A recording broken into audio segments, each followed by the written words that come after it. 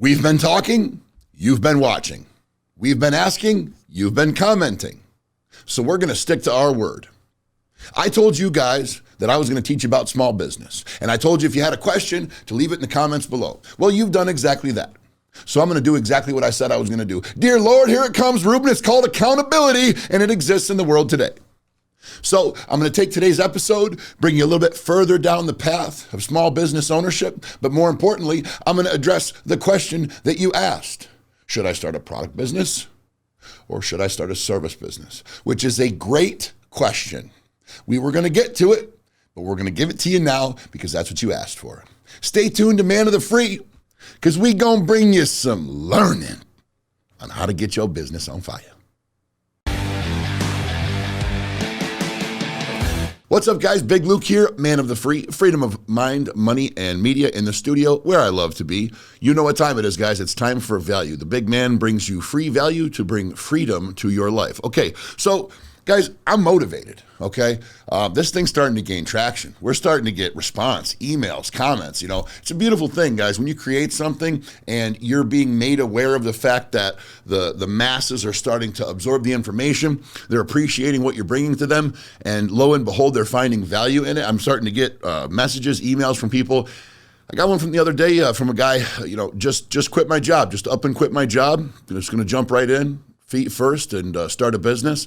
I watched your podcast, and it motivated me. And guys, that's what we're here for. I mean, that was music to my ears, okay? Now, some people would say, well, Big Luke, don't you feel a little guilty, a little responsible for having this guy just, jump ship on his job, his security, his financial safety net, to just head off into the wild blue yonder and start his own business? Absolutely not. Quite honestly, the complete polar opposite. It's actually the antithesis of feeling guilty. I feel proud, and I couldn't be happier that man made that decision because, guys, that is the first step to financial freedom. I'm not going to preach it and not back it up, okay, guys? He couldn't have made a better decision for himself, his family, and his future, okay? So what are we going to talk about today? One of the questions I received in the comments, and I'm going to respond directly to, and we're going to talk a lot about that today, as well as a few other things regarding how to get started with your business, okay? I vowed to you guys to show you how to start a small business, how to maintain it, how to scale it, all of the preceding and more. And this episode today is going to be centered around the business itself, why you would start it, under what circumstances, what you need to know to essentially move forward with confidence, knowing that you're in the right line of business, in the right type, okay? Now, when I say the right type, the question that was asked of me was, Big Luke, now that I'm going to make this jump, you got my gears turning, so to speak. Should I get into a product or a service business, okay? And for those of you who are not familiar with what a product or a service business is, or how the two differ, it's very simply this. I'll give you two examples, okay? You make a beeswax candle and you sell it at the local farmer's market for $15 a candle, or two for $25, okay? That is a product business. You have a product, you're offering it for sale, you're explaining the features and the benefits of said product, and you're allowing people to purchase it and bring it into their lives, okay? You can manufacture that product. You can distribute that product for a wholesaler. You can drop ship that product. There's a lot of different ways that you can bring a product to the marketplace, but the basic premise is it's a tangible item that people can buy and use in their house, their home, their life, their work, occupation, gym, whatever, okay? Service business. I'm gonna come mow your lawn. Ed's lawn and lawn care and landscaping is going to come over. We're going to take care of your shrubs. We're going to mow your lawn. We're going to prune your bushes, whatever the case may be. They're going to provide that service to you because either A, you don't want to do it, you're not capable of doing it, or the area in which you're in requires you to hire it out, meaning, let me rephrase that. Let's say you're renting and you're in an apartment complex. They don't allow you to maintain your own shrubbery or your own lawn. It has to be done, in which that complex would hire the service business, and that's what you would see. You would see the service business. You see them everywhere, guys. Al's Painting, Joe's Plumbing, Mike's Contracting, Construction Services of Central Florida, Greater Texas Masonry. These are people performing a service. And what these people are is they are artisans, they're specialists in their craft. They come and they perform a service so you don't have to, or because you're not licensed or capable of doing so. All right. So It's a great question. Really, it is. I have experience in both, all right? And as the man of the free, I vowed to you never to speak on something unless I have direct experience, okay? My experience in a service business would be the following. When I was much younger, back when I was using drugs, I created a business called, I think it was called Lucrative Property Services with a K. Funny play on my name there. I know, genius, right? That's what methadone and Oxycontin will do for you. Lucrative Property Services was essentially me, about 100 pounds later, in a red 92 Chevy regular cab pickup truck with a bed full of tools that I purchased from the local pawn shop. And I would drive around. I went to the local coffee shop. Goddamn Kinko's, all right? Ruben's over here breaking my balls. And I had flyers made up, right? I took an 8.5 by 11 sheet of paper. I hopped in Microsoft Paint, which for those of you who are old like me, you know what that is. And I took some clip art and I made a little flyer. Lucrative Property Services, and I thought to myself, well, I've been tinkering with cars and doing a little bit of carpentry and, just kind of bullshitting around the house for, God, how old am I? At the time, I was like 25, 26 years old, maybe 27. And I'd been doing it since I was, I don't know, in my teens. So I'm like, yeah, over a decade of experience. That sounds good. I got a small insurance certificate. So it was over a decade of experience, fully insured, lucrative property services, and handyman services for all your, household needs. And what I did was I drove to, and this is the hustler's ambition. This is something that's been in me since day one. I drove to wealthier, upscale, affluent neighborhoods, and I quite literally, went door to door, knocking on doors. How you doing, sir? I noticed that there's some cracking and in your driveway and that it's kind of a faded gray. It could use a good crack fill and sealing. Lucrative Property Services can handle that for you. We'd charge you somewhere around $200. Let me know when you'd like to have that done. Here's my flyer. By the way, I see over there you have a hose that goes all the way from the front of your house around back to fill your pool. Probably be nice for us to be able to plumb underground a nice pipe and put an exterior outdoor spigot down by your pool. I think we could do that too. Probably save you a lot of time, certainly a lot of length of hose. And this is what I did, guys. And you know what? It's funny because in hindsight, I don't know where the confidence came from, probably the drugs. But at that time, I was absolutely sure that was going to work. And by God, I was right, okay? I got in my pickup truck, I drove around, and it took, 5, 6, 7, 8 houses before I even got somebody to talk to me. But by the end of probably a 6 to 7 hour shift of driving around door to door, about a day and a half later, my phone started ringing. My little prepaid Straight Talk Walmart cell phone started ringing. And I saw the number, and it was an unfamiliar number, so I answered it. Lucrative Property Services, this is Luke, can I help you? And I sold my first job. And that was my service business, okay? Now, full disclosure, I did not scale to, 10 trucks, 2 crews, 2 foremen, a giant working crew and take this business off to the races. But I do have experience with the service business. For those of you who want to scale to huge levels, I'm not going to be the guy to tell you how to do that with your service business, okay? Because I have not done that. And I don't pretend to. And on this show, I only bring you what I know about. But what I can tell you is the fundamentals are there regardless of how big you make that business, okay? The bottom line is you got to get out there, you got to get your name out there, you got to sell yourself, you got to sell your service, and by and large, you got to do a good job. I got to stop saying that, Ruben, by and large. I say that all the goddamn time. Well, gall darn it, you got to do a good job, Pilgrim, okay?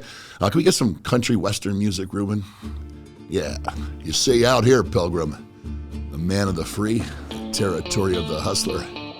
We're the rootinest, tunest. Okay, we can knock that off. Guys, product business, okay? What is a product business? The car business. That's where I have experience in the product business, okay? Excuse me. CNY Drives. This is my used car dealership, all right? Several now. It started off as one. Now we have 3. We have CNY Drives North, Fort Drum Drives, and CNY Drives Incorporated in Syracuse, New York. The product is a used car, okay? I chose this line of work because I had experience in it. And that kind of moves us into our first topic of today, okay? And we're going to resort to my little e-ink tablet over here because my brain isn't what it used to be. What are you going to start your business in, okay? That's something that it's got a couple of pieces to it, okay? Number one, and I've talked about this in previous episodes, you have to enjoy what you do, okay? So First and foremost, you should pick something that you really enjoy doing, all right? Why? Because there's gonna be days it's gonna test you. There's gonna be days where you don't wanna do it. There's gonna be days where it sucks, the customer's a prick. It's just the nature of the beast, guys. In your 9 to 5 job, you've got the customer who's the asshole. They're so frequently, 1 out of 5, 1 out of 7, you just get that one prick that comes in and won't be satisfied no matter what you do. That's with you working the counter of the business that you currently work for, or you at the desk of the business you currently work for. When that business becomes your own business, those pricks don't go away, all right? So choosing a business that you enjoy doing, something that you have experience in, something that you know is gonna be fulfilling at the end of the day, that's step number 1, okay? Step number 2, what am I good at? All right. This is particularly important for those of you who are going to move towards the service business end of things. You don't want to go into masonry if you're not good at laying brick, man. That's just the bottom line, okay? Furthermore, you don't want to be a dance coach if you got flat feet. It's just very simple, okay? Something may seem lucrative, right? There might be something in the marketplace that you see a lot of people doing, okay? Entrepreneurs are kind of moving towards this particular field or this particular piece of the marketplace. And you want to do so too because you see a trend moving, you see a pattern, you see that this particular part of the marketplace is starting to gain momentum, okay? For instance, solar panels, okay? Solar sales, we'll talk about that. Right now, there's a major demand for solar panels. And honestly, Ruben, I don't know if it's a major demand for solar panels, or is it more so that's what's the hot ticket and that's what they're forcing down people's throats? What do you think? I think it's a mixture. I think it's kind of people are pushing for green energy because obviously right now that's kind of the big thing, trying to get away from, go to renewable energy sources, but also, how many tax credits, tax write-offs are there right now as well? And that's kind of my curiosity is I see, being in sales and being an entrepreneur, I see and I pay attention to that entrepreneurial space, that people moving into the hustle, and solar seems to be a big piece of that. There was a while there that they did the energy supplying, you know what I mean? The all those companies where the guys would go door to door. I'm sure you've seen them, guys. The guys would go door to door and they'd go knocking, trying to sell you a supplier service, change your supplier for your energy bill. Those guys are everywhere. That fad seems to have kind of petered out, okay? And that's exactly what I'm referring to. I'm not saying that market isn't still relatively strong, but it's certainly nowhere near as strong as it used to be. And when it comes to solar panels, the point that Ruben and I are making, is Ruben's exactly right. There's a demand for it, okay? It's kind of a designer thing, right? And this happens in the marketplace, and good entrepreneurs and good business owners know that, is they notice these trends and they spot these trends, okay? The reason I'm bringing it up is because when you have a certain area of the marketplace, a certain vertical that's completely saturated with people who are both very good at it and not so good at it, and it's just ants on top of ants on top of an anthill, there's going to be no chance for penetration, okay? It's going to be very difficult for you to get in and, immerse yourself in that and be successful. I don't want to say easily because we're not looking to take the easy road here, but certainly you don't want to enter into something that you're staring at a brick wall, right? You don't want to have to climb 10 stories just to get started. So I advise you to pay attention to what you propose going into and make sure that there's not an oversaturation. Now, there's a distinct difference between we'll get the thesaurus out later. There's a distinct difference between something that's popular and something that's oversaturated, okay?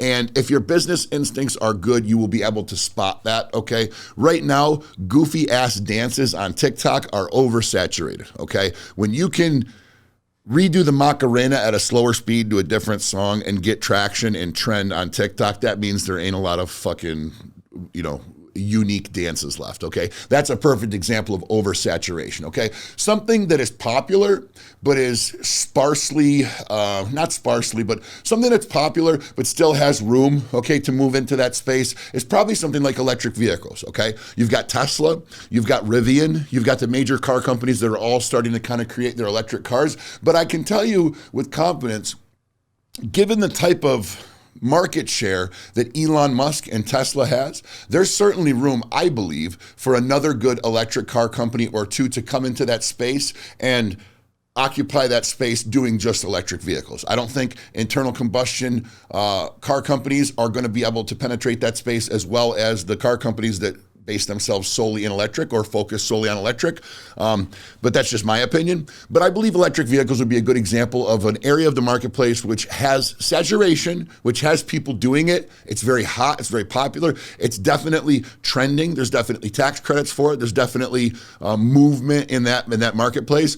But there's room for more competitors. Okay, so that's a good example of something that's oversaturated and something that is popular, but still has room for more players at the table. Okay, so what type of business do I start? A product or a service business? Okay, one thing I want you to ask yourself when you're considering this question. Okay, what do you want to accomplish with your business? Okay, and I'm going to revisit that in a minute. Ruben, remind me to revisit that. Okay, what do you want to accomplish in your business? Because I have a whole page of notes on that.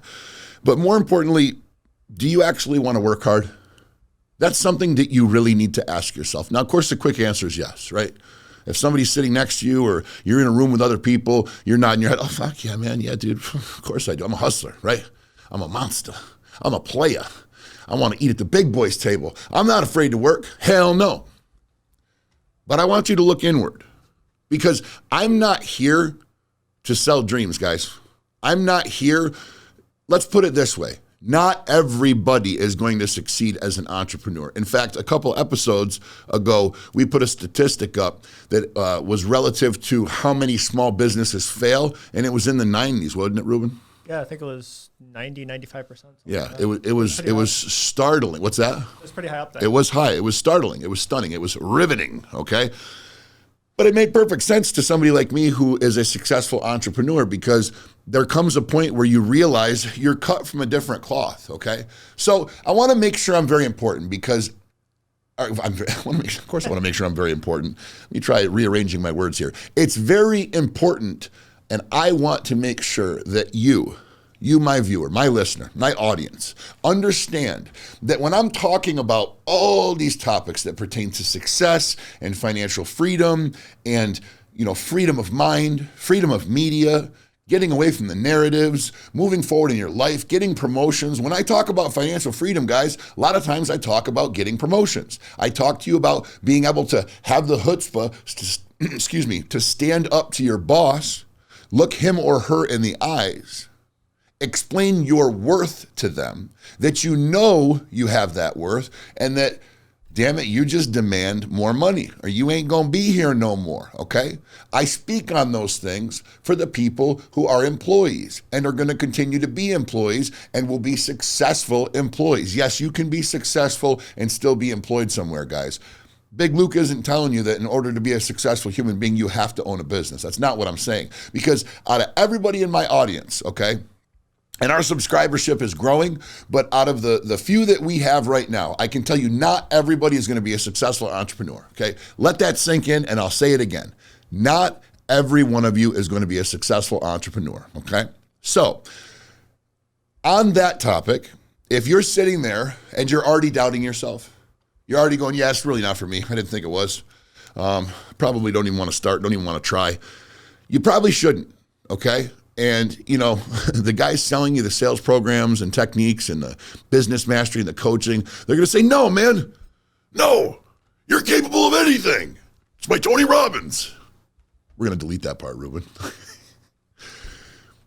There's the masterminds out there. There's the gurus that would like every one of you to believe that you're capable of owning a business, employing people, sitting at the head table and making millions of bucks, okay? And that's one person that I really appreciate in the marketplace that does media and influencing and is a big presence on social media is Gary Vaynerchuk, okay? And I suggest that you check him out, okay? I'm not too proud to refer you to somebody else in the space that's giving good information, okay? He swears a lot. He's a goofy fucker. I don't agree with everything that he says, but one thing that he stresses is ain't everybody going to be a millionaire. Furthermore, one thing that he stresses, and I agree with him wholeheartedly, is that there is no shame in making 80 grand a year or 120 grand a year and being your own boss, okay? That is, from where some of you are sitting right now, that is a dream come true. And I strongly urge you to pursue that, okay? So when I talk about business ownership and we're having this conversation, guys, not everybody's gonna be a millionaire, okay? It's much easier than you think. I promise you that. And for those of you who are entrepreneurs or want to become entrepreneurs and have goals of a couple $100,000, $500,000, okay, you need to raise your think, because if you're ambitious enough to get to $500,000, okay, in sales, or better yet, profit, I promise you you're ambitious enough to break it into the millions, because it's all just a multiplier. That's all it is. It's a number, okay? But I wanted to make sure that you guys understand that I'm not selling the dream of business ownership to everybody, because it's just not for everybody. Otherwise, there wouldn't be any fucking employees. Bottom line, okay? So let's get back to what we're speaking on, all right? Do you actually want to work hard? Do you actually want to get up every day and break your balls and field phone calls from pissed off customers and rush to the job site when one of the trucks breaks, or run to the store and grab more food when you realize that your eggs are spoiled in the fridge that you thought were going to be good for another 2 weeks at your restaurant? Do you want that stress? Do you want to be running like that? Do you actually want to work hard? Okay?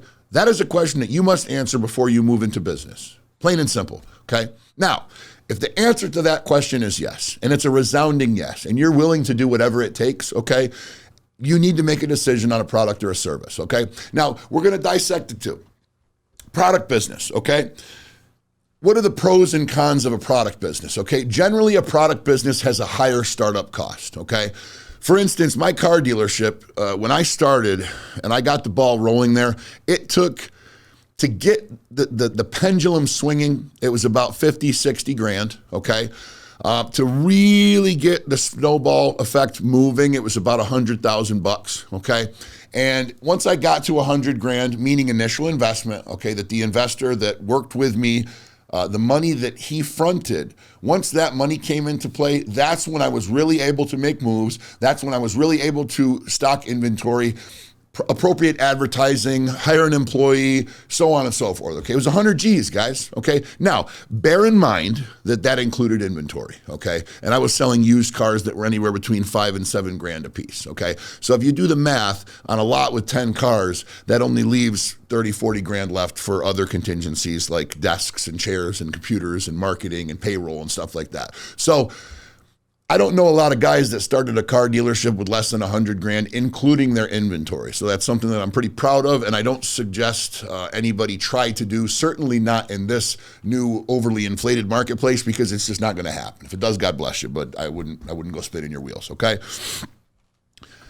Marketing, okay, as it pertains to the two, your marketing in a product is mostly bought and paid for, okay? What do I mean by that? So my car dealerships, okay, and any other product business, you're selling perfume at the counter at Macy's, you've got a kiosk in the mall, you got an ice cream stand, whatever, you've done a craft of some sort. You need to market that product, and you need to get it in front of people that haven't seen it before. You need to break obscurity, okay? All break obscurity means is you got to get known, all right? And until people know that product, you're not going to get that flow. You're not going to get that sale ball rolling where you just continue to get increased sales weekly, monthly, whatever your target, what your measuring is. It's not going to happen until you get, a relatively decent marketing budget behind you, okay? In the beginning, in the early stages of my company, we spent probably, I don't know, Ruben, $5,000 to $6,000 a month on advertising, okay? And that's not a lot of money compared to what we spend today, I promise you that, okay? But to move a product, you got to spend money, okay? It takes money to make money. That is something that you'll hear out of the mouth of somebody who is an entrepreneur in the product sales business, okay? What else we got on the notes here, all right? When it comes to selling a product, okay, there's a little quote or a little saying that goes with product sales, and it is not best product. It is the following, rather. It's not best product that wins. It's best known product that wins, okay? Let me give you an example. For those of you who are my age or a little bit older, you remember way back in the days there was commercials, okay? Instant coffee. Before they had Keurigs, before they had Starbucks, they used to sell these little jars with these little screw tops on them. Ruben, do you remember instant coffee? Yep. You do? Okay. Yep. Folgers was a big instant coffee company, right? And they would do these commercials where they would have some attractive woman in a pantsuit with a microphone hiding behind the kitchen door at a prestigious, the Waldorf Astoria, New York dining room. And they would say to you, now, here we are at the Waldorf Astoria, New York, where these diners have just recently had filet mignon and the New England clam chowder that is the fresh catch soup. We're about to go right before their dessert and bring them a delicious cup of Folgers Crystals. That's what they called the instant fucking coffee, Folgers Crystals, like it was something mined out of fucking the depths of the world, okay?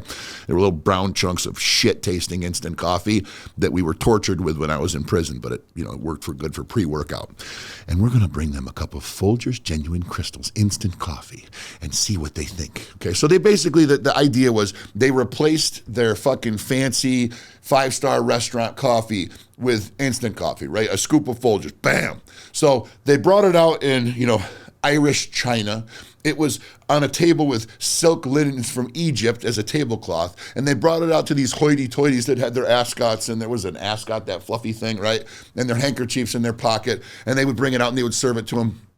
And then the lady would come with the crew and the cameras out of the back room, and she would say, hello, sir, my name's Kathy fucking whoever, somebody famous from the 80s and 90s, and we're just curious what you thought of your coffee today at the Waldorf Astoria. And he put the microphone in front of their face, and they would say, oh, it was terrific. Oh, my goodness, I thought the dinner was good. The coffee was the icing on the cake. Why do you ask, dear?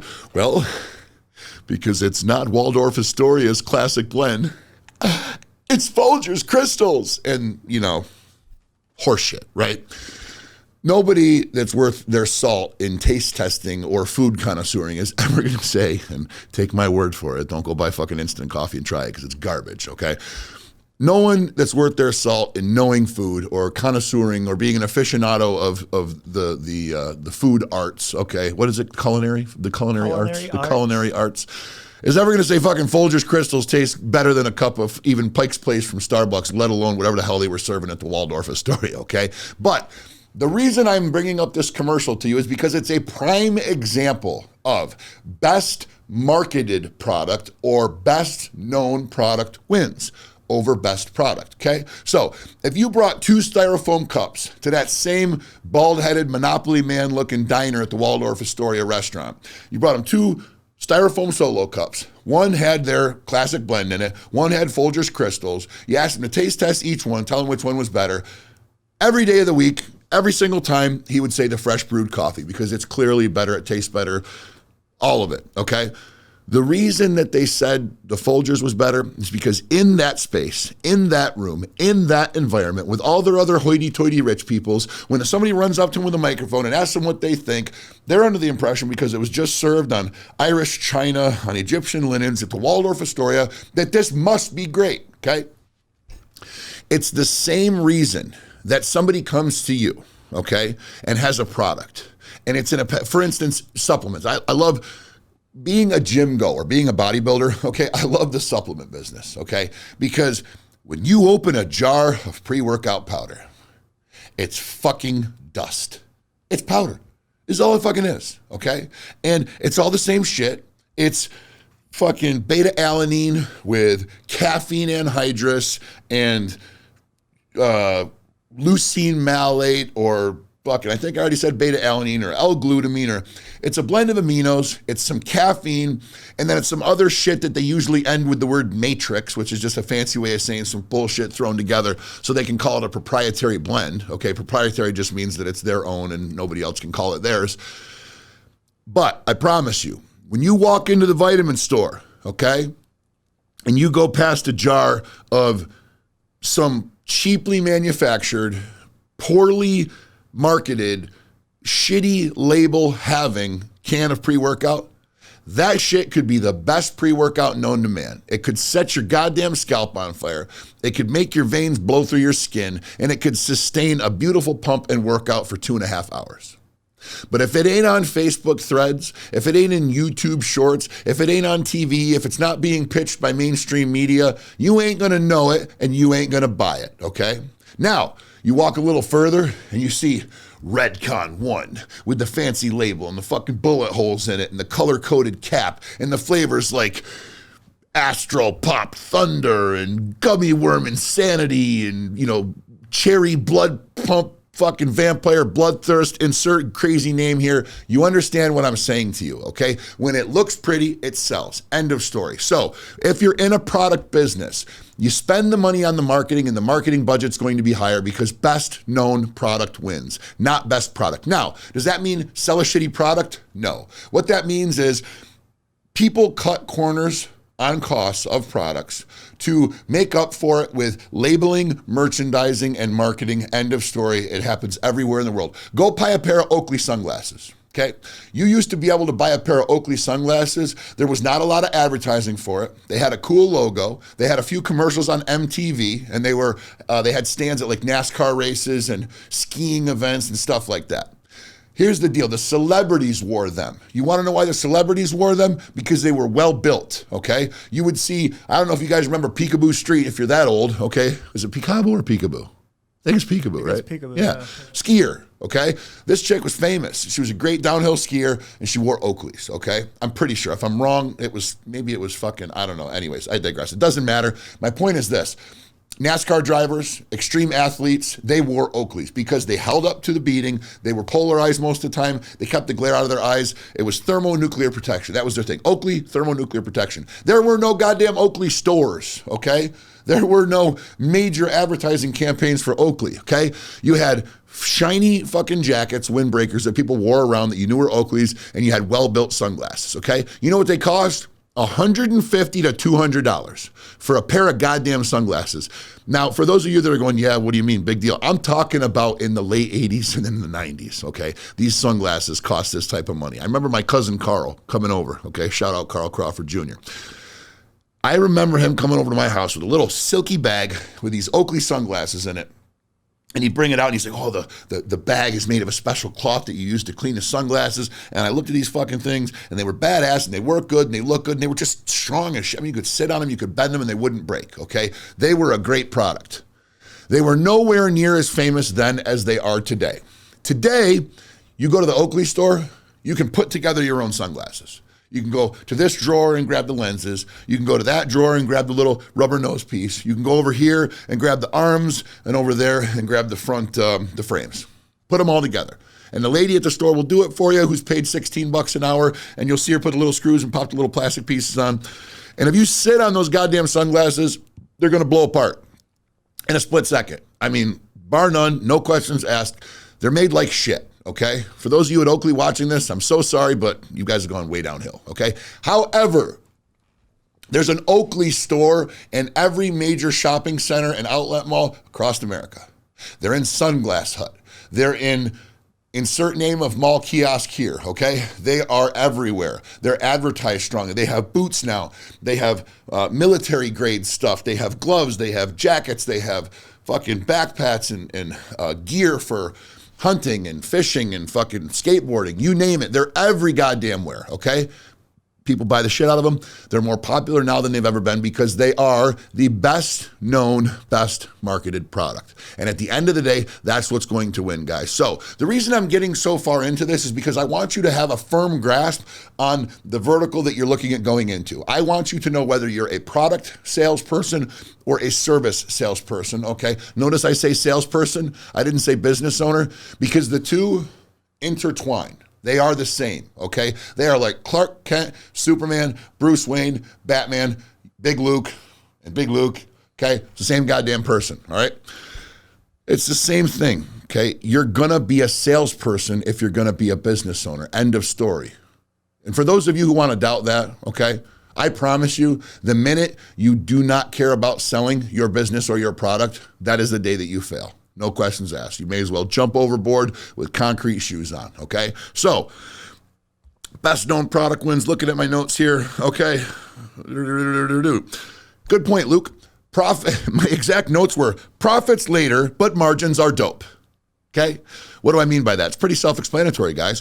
When you're selling a product, okay, it's going to take you longer to get into the black. All right. For those of you who don't know Business 101, the black is profitability, is above being in the red. The red is when you are operating at a deficit, which means if you start with $10,000 and you buy $10,000 worth of inventory, or let's say $8,000 worth of inventory, and you spend $2,000 on marketing, and you've sold enough product to where you have profited $5,000, you're still operating in the red. Okay. $8,000, you're still in the red. The moment that you profit $10,001, you're now in the black, okay? You're into the profitability. It's going to take you longer to do that in a profit business, in a product business, because you have more of an initial investment. You're into the product, okay? You've spent money on it. You're probably a little bit more into the marketing. Now, guys, this isn't a fail-safe. This isn't going to work this way every single time. There are service businesses out there, like gambling websites, like services like utilities, like Windstream and Kinetic, that's Windstream. Fucking Spectrum, NIMO, Verizon, okay? These are businesses that sell you a service, but they have infrastructure that is incredibly expensive, and it can take them years and years to break into the black. So I'm not saying this holds true every time, but the chances that you, my listener, are looking into starting an electricity infrastructure and a power grid are probably pretty slim. That's what you're doing. Luke Lunk, Man of the Free. Okay. I got an email address. Shoot me. I'd gladly represent that product for you. Anyways, service business, low startup cost. Okay. Pretty much the flip side of each coin. Marketing is mostly word of mouth, but let's talk about that a little bit. I don't want to just say, okay, since we spent so much time on a product business, that the service business, it's just the other thing. It's just the opposite. That's not the case. Okay. So service business having a low startup cost. Okay. What I mean by that is the following. I have experience in being able to start a service business with a rusty old pickup truck that I already owned, so no expense, no capital expense there. I went to a pawn shop with, I think, $280 or something like that. I was just shy of $300. I remember because the TV that I sold to buy the tools, I was trying to get $300 for, and somebody talked me down off to $300, so I know it wasn't $300. That's the only reason I remember that figure, okay? It's amazing what we remember. $280 worth of tools, pickup truck that I already owned, was able to get an insurance policy for a couple $100, and the flyers were probably $30 or $40 worth of print and paper, okay? So you're talking a whole startup cost of less than $1,000, and I was on the road, okay? The very first sale that I made when I was doing my service business, at the end of the she had me do one job, and then it moved into another and another because the work I did was decent. By the end of that week, I had made, I don't know, $800, $900, something like that. So I had usurped there's that word again. Let's get the echo. Usurped.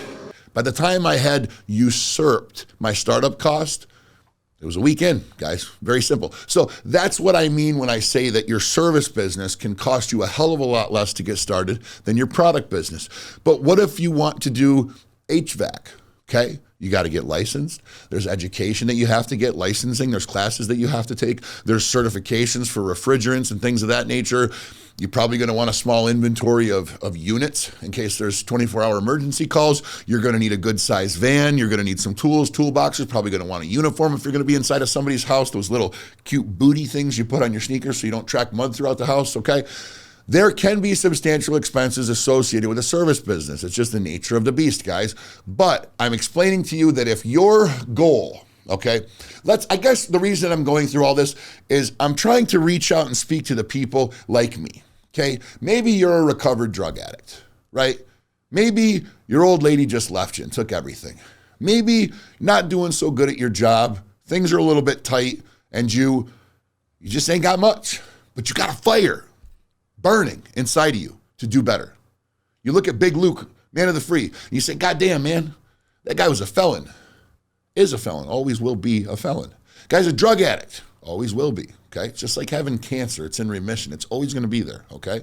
That guy has done terrible things in his life. He's burnt all sorts of bridges. He's made terrible, terrible mistakes. He's fallen flat on his face, but look at him now. I'm watching his damn TV show, taking business advice from him, okay? Maybe that's you.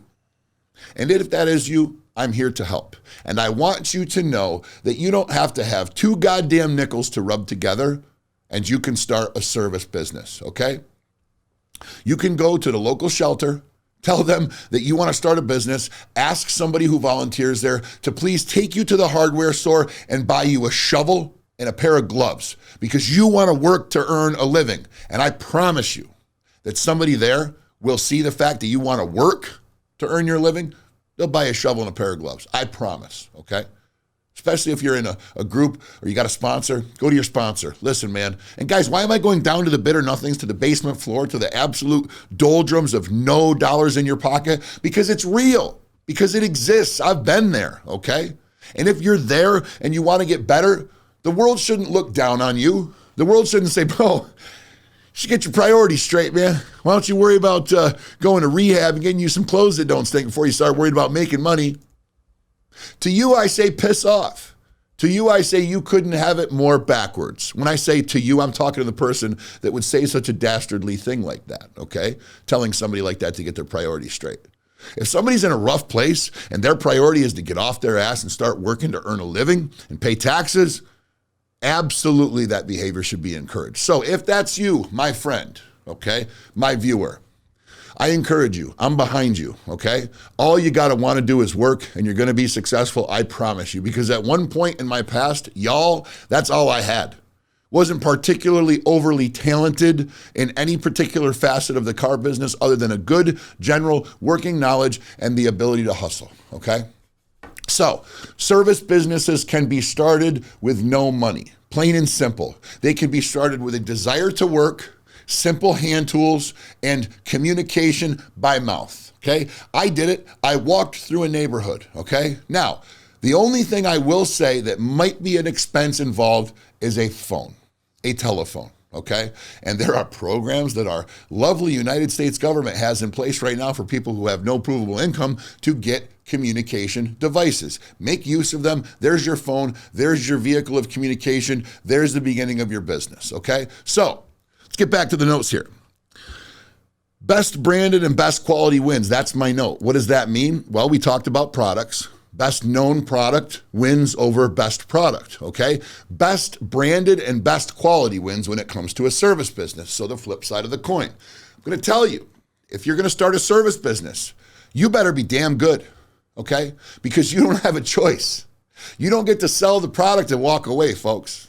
That's the nice part about being in the product business. Now, quick disclaimer, spoiler alert, if you're in the product business and you sell a shit product, well, you better plan on getting a new product next week, a new marketing campaign, and a different vehicle of communication to a different audience, because if you're known for selling shit products over and over and over again, you're going to go out of business. That's the nuts and the bolts of it, okay? So for those of you looking to get in the service business, I implore you, remember that question I asked towards the beginning of the show?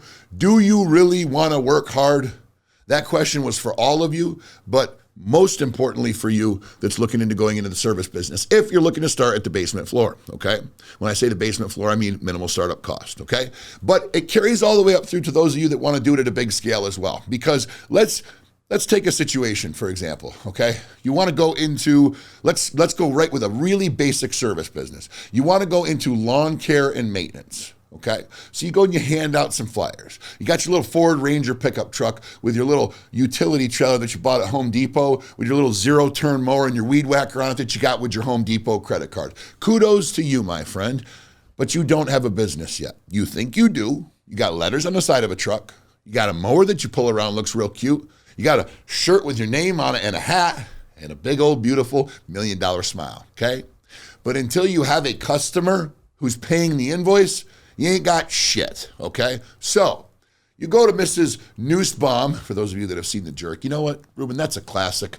We got to introduce the younger kids to The Jerk, okay? So we're going to roll the scene where Steve Martin is talking to the thieves at the gas pumps about the credit cards that they have. Mrs. Nussbaum's credit card. Roll tape. Hey, Jerk, we got a credit card in there? Huh? Credit card. Voila.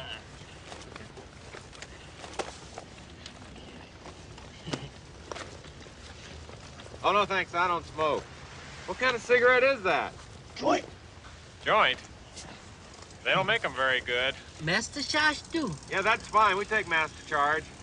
You want to fill up, Mrs. Nussbaum? Oh, I'm Mr. Nussbaum. Yeah, that's his wife's car. Wife's card, huh? Yeah, I'll vouch for him. Okay, as long as we got a voucher. No problem, Mrs. Nussbaum, long as you got a voucher. Guys, I'm going to do that to you every once in a while. There's classic Americana that the man of the free just thinks you must see, okay? So, regarding Mrs. Nussbaum's front yard, that hopefully she's not going to try to pay for with that credit card because we know where that is. If you go to this lady's house and you walk her yard with her, and you got your little wheel that click, click, click measures how much square footage the yard is, or square yards rather, and then you talk to her about trimming around the shed and making sure that you don't weed whack near her begonias, and you're going to edge the paved driveway for her and blah, blah, blah, okay? Now you come in.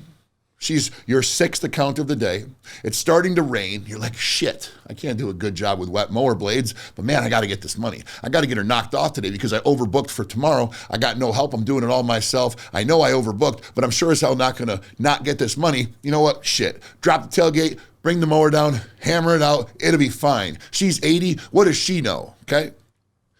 Little do you know, Mrs. Nussbaum is the head of the church treasury. Okay. Little did you know that you were in a Christian community, and every single person on Cranberry Lane goes to St. Elizabeth Ann Amelmaha's Church of Jesus Christ. And boy, she just ratted you out to everybody. You know, that young man, he was so nice. His truck was beautiful. He sold a great bill of goods.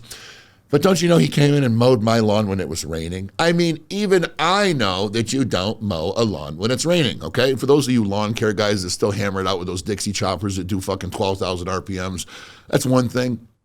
I'm trying to make a point here, so bear with me, all right? You do a shit job on Mrs. Nussbaum's yard, that entire street is done. It's over with. I don't care how good your flyer is. I don't care how shiny your fucking mower is. I don't care how good of a salesman you are, okay? For those of you that are in sales, you ever watched the guy try to sell the car to the people that had a shitty test drive, okay? He brought around a used pickup truck for them. They went on a test drive. The thing backfired leaving the parking lot. The check engine light came on. It was pulling to the right the whole time, and they brought it back. And they're nice people, so they looked at the guy, and they're like, yeah, you know, it's not a bad truck. It test drove okay. We're going to think about it. And then that guy just goes to town, right? Oh, the price this and the financing that and the warranty that. And oh, don't worry about it. We can fix that. And da-da-da-da. The people are cold as bloody ice. And you could tell this as an experienced salesperson watching the whole thing transpire. This guy just puts on the Rico Suave. He's pulling out every rebuttal and every objection closed in the book. And at the end of the day, he doesn't close the deal and he just can't figure out why. That's because if the person ain't cozy right here in the gut piece, guys, if the heart ain't warm, if the mind ain't connecting, all three, okay? If they don't feel good about it and they think that you've wronged them in any way, shape, or form, it's over with. They're going to tell everybody and anybody that they know. Everybody heard the expression word of mouth is the best advertising? Yes. It is also the demise of your business if you do a shit job. Believe you me, okay? You're talking to somebody who can speak from personal experience on that, okay? During the time that I was running lucrative property services, I was on the methadone clinic. I was an opiate addict. I was trying to get better. I had been arrested recently. I was in something called drug court, which meant that basically if you kept your nose clean for a particular period of time, the judge was going to let you off your drug charge and let you go back to trying to live your life without jail time. So I got lucky, talked my way into this methadone clinic where I could still pretty much legally catch a buzz because I wasn't just taking my appropriate dose of methadone. I was sneaking in, benzo pills and Xanax and Klonopin around it because that's what drug addicts do. And I was going to do these jobs in the morning and I was okay. And by the time midday hit, I was starting to daze and starting to fade. And towards the evening, I was nodding out behind the wheel of the mower. I was sawing halfway through the wood and then losing the aim and waking back up and going right back. And people saw this, right? They saw it. It was sad. It really was. It was a sad, sad time in my life, okay? Now, I will say, the fact that I chose to go up and go to work every day and continue to try to push forward is a testament to the fact that I have a work ethic, okay?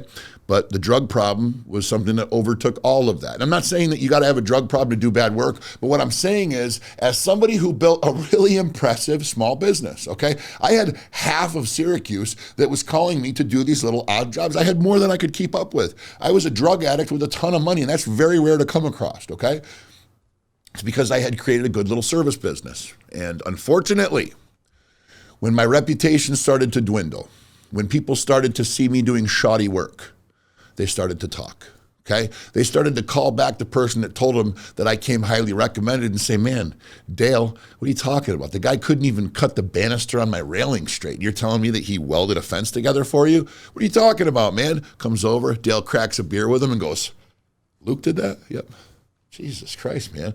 And then the word gets around that you're on drugs and you're starting to fade, or that you got a gambling addiction and your work's starting to be to sacrifice because you're in need of desperate money quickly, or maybe you're just getting fucking lazy. How about that? Because that happens too. It happens honestly more often than the other two, okay?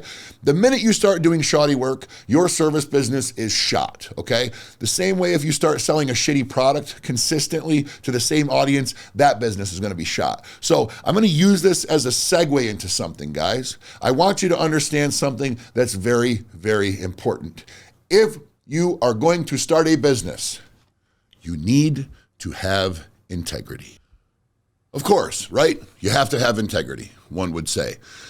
Guys, it's not quite as common as you would think, okay? In fact, if there's one thing that has been astonishing to me throughout my career in business, it's been how many people who have absolutely no integrity, no moral compass, no real true sense of right or wrong, okay? When I say they don't have it, they don't exercise it, okay? It's been incredible to me how many people with that, without that instinct to just do the right thing have been able to be somewhat successful in business, okay? But there's one thing that they all have in common, okay? And that is a short shelf life. These people that I see that are the smash and grab type of business owner, right? They see a trend, so they want in quickly, or they heard there's a lot of these. They heard their buddy is making a killing, driving to such and such a place and hustling a few used cars out of there and bringing them back here and flipping them for a great margin. Or he knows this one is going to an auction and buying antiques that look like the real thing, but they're really not the real thing, and then marketing them to unsuspecting people and grabbing a quick buck. There's a lot of that out there, guys. Leave that to them. Okay, take my advice on this one because I've lived on both sides of the fence. And when I say that I've lived on both sides of the fence, I tell you a tale of drug addiction. I tell you a tale of prison, felonies, violence, sleeping under bridges, you name it, guys. Every negative thing that you could possibly think of that would come with criminal behavior and drug usage, I've been there, okay? I also tell you the other side of the story. I tell you about the later part of my life, my success. And as somebody who's been on both sides of that fence, guys, I can tell you, the water is much cleaner and much warmer on the side of integrity, okay? Now, there's a few things that are going to sound a little cliche that I'm about to say, but it's important that I say them to you because you guys need to hear it coming from somebody that hopefully by now you know and trust.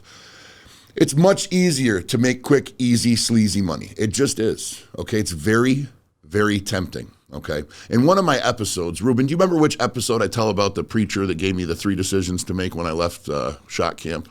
I don't remember exactly, but early on, talking a little about your story. I'll link it in the video right now. Okay. Ruben's going to link it in the video, guys. There was when I left SHOT camp, a priest had asked me, and it had to do with me sneaking into church and smoking cigarettes when I shouldn't have. And he didn't punish me for it, but he made me promise him that I would give him 3 favors, and that turned into 3 good decisions. All he wanted me to do when I got home, he said, I want you to make 3 good moral decisions. The first 3 things that come across your lap, your desk, your path, that are difficult decisions to make morally, meaning there's an easy route to take that's cheaper, easier, less work, less stress, but it leads to a less morally correct outcome. It says, I want you to make the hard decision. I want you to do the right thing, okay? You see the door slamming closed, you're going to catch the bus, the next bus doesn't come for 15 minutes, run back, grab the door, hold it for the old lady. Wait the extra 15 minutes. He says, if you do these 3 things, these 3 decisions are made well, he says, his words, God was going to bless you, okay? Now, I got a whole show devoted to religion and many more to come, I'm sure. But for the time being, we'll just say that I don't exactly align with biblical thinking, okay? But I have some sort of faith, okay? And in that, if you continue to do the right thing, your life will continue to go in a positive trajectory. Where does that faith come from? It doesn't come from a book. It doesn't come from my father. It doesn't come from a preacher or a sermon. It comes from a real life experience. That's my religion, okay? And I can tell you firsthand, when I used to fuck off, when I used to hurt people, when I used to make quick, easy, sleazy dollars, okay? And they were big dollars. It was good money, okay? I was one of the wealthiest 19-year-old scumbags you ever met. I promise you that, okay? But as we know, it led to a very dark place, and it went downhill fast, okay? When I was running my service business, that addict behavior, that drug usage, that fading out, that led to the demise of my business. And it will lead to the demise of yours too. And it doesn't have to be because of drug addiction, guys, or gambling addiction, or any addiction at all. It can come out of pure laziness, or it can come out of sheer moral bankruptcy, okay? So integrity, guys. If you're going to have a business, I say I was going to be cliche, and I am, okay? The hard money, the harder to earn money, the money that comes more difficultly, comes on the back of harder work. It comes on the back of doing the right thing, okay? It comes on the back of using the right product instead of cutting the corner and using a less dense wood to frame the shed. And it lasts that much longer, so will your reputation, okay? When you take a little bit of extra time on that old lady's garden, even though she paid for 9, you give her 10.5, okay? Because that goodwill, guys, you can take a rock and you can drop it in a kiddie pool, and the water is gonna splash and the ripples will hit the edge of the kiddie pool, okay? Or you can take a piece of number 2 stone and throw it in an Olympic-sized swimming pool, okay? Those little waves are going to make it all the way to the edge. And you know what they're also going to do? They're also going to make their way all the way back to their return point, okay? Because everything that you do has a reaction, okay? It has repercussions, guys. And I'm going to tell you what, it may take 10 years for those repercussions to hit, but imagine that. Imagine being 10 years into a business that you've broke your balls or your butt, your blood, sweat, and tears has gone into, and then 10 years down the road, all those shitty decisions start coming to fruition. All those frames start falling. All those bricks start cracking. Everything you put together back 10 years ago starts falling on its face. And now all of a sudden, you're this big $1 million contractor, this land developer, this rich son of a bitch who now is in court for lawsuits, who's now on the front page of every newspaper because all you did back 10 years ago was fuck people over. And now the whole world knows. And now, not only does your business fail, but you are exiled into the land of ain't never gonna fucking run a business again forever. Guys, that's just the reality of the situation. I only speak on things that I know about, and I've been on both sides of the fence of that, guys. And I'm telling you what, the quick, easy money's tempting, but man, take it from me. I'm here, guys, because I try to bring you value. And one thing I've asked you not to do, okay? I don't charge you for this. I don't ask for a membership fee. I don't ask for you to buy anything, okay? I just ask you to watch, absorb what is valuable to you, apply it in your life where necessary, and keep it moving if it doesn't resonate with you, okay? But the one thing that I'm going to ask you to do, I'm going to ask you to learn from my mistakes, okay? Please don't do me the dishonor of allowing me to stand up here and create these hour-long episodes and put all this value out there for nothing in return. I don't want to say nothing, okay? No monetary compensation, because the feedback that I get from you guys and the changes that I'm making in people's lives is priceless, okay? But what I'm saying is, don't allow me to do all this and then go out and make the same fucking mistakes that I made, please, okay? It's nothing but a life of misery, okay? And if you are so lucky is to make it back from that place and end up on a similar path that I'm on, then I'm gonna tell you what, man, you and I gotta hook up and we gotta buy a scratch off, because the statistics, I've had a couple cocktails, Ruben, forgive me. The statistics are not kind to that happening, guys. It's nearly impossible. I don't ever want to say impossible, but I'm gonna tell you what, it ain't fucking likely. So just don't make the mistakes that I've made, okay? Learn from what I tell you, apply it, okay? And just don't be like me. Don't be that guy that says, well, yeah, it sounds pretty rough what he was saying there, but that'll never happen to me. Not old Lukester. I'm invincible. The fuck you ain't, man. I'll tell you what, it might take you to 38 years old and a receding hairline like me to figure it out, but you ain't invincible, and you'll fall down the same roads that I went down, okay? So the integrity thing, it's a perfect segue into this next little piece that I want to talk about here, and I'm not going to take up a ton of time with it, but it's some notes that I took regarding the service versus the product business for this member of our audience, members rather, who asked whether they should start a service or a product business. Now, essentially what I labeled this section in my notes here was what you need to know, okay? Obviously, this show is filled with things that you need to know. But as it pertains to whether you're going to have a product or a service business, okay, what I want you to stop and take into consideration is for a service business, and I'm going to go back and forth, okay?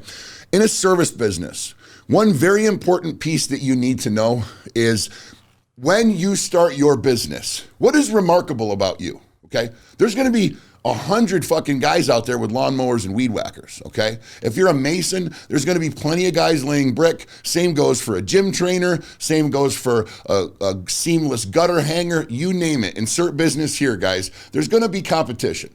So what you need to establish, because it's going to be your selling point, what is different about you, okay? Are you the guy that edges the driveway every time you mow, okay? Eddie's Lawn Care and Edging, Eddie the Edger, whatever. Okay, it doesn't have to be corny. Sometimes people like corny, believe it or not. There are marketing studies, and this is true, Ruben. I actually looked this up. There are marketing studies, and he's nodding his head like, do you agree? I do. Ruben's a specialist in social media and marketing, so that's why his opinion has credence here.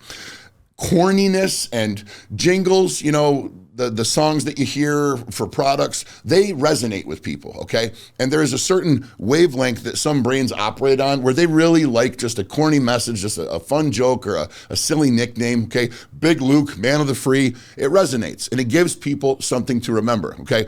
There's a car dealer here locally in the central New York area, a predecessor to me. God rest his soul, okay? A tremendous businessman. He had, airplanes and dealerships all across the country, and we'll pay homage to him right now by speaking on him real quick. And that's Billy Fusillo, okay? Billy Fusillo. Ruben's like a bobblehead over. He's like, oh yeah, Billy. Billy was huge. I tell you what, Tom, if you watch Billy Fusillo's commercials, he was saying all goofy slurs. Where's he all he make out? I think this guy was saying, I tell you, he had like 6 cars over here. This big piece of cardboard, rah, rah, rah. 1-800-CREDIT. 1-800-CAR-CREDIT. People huge. That was a Billy Fusillo commercial. Now, most of it was, what do they say in the movies when you're watching closed captioning and you can't really, inaudible.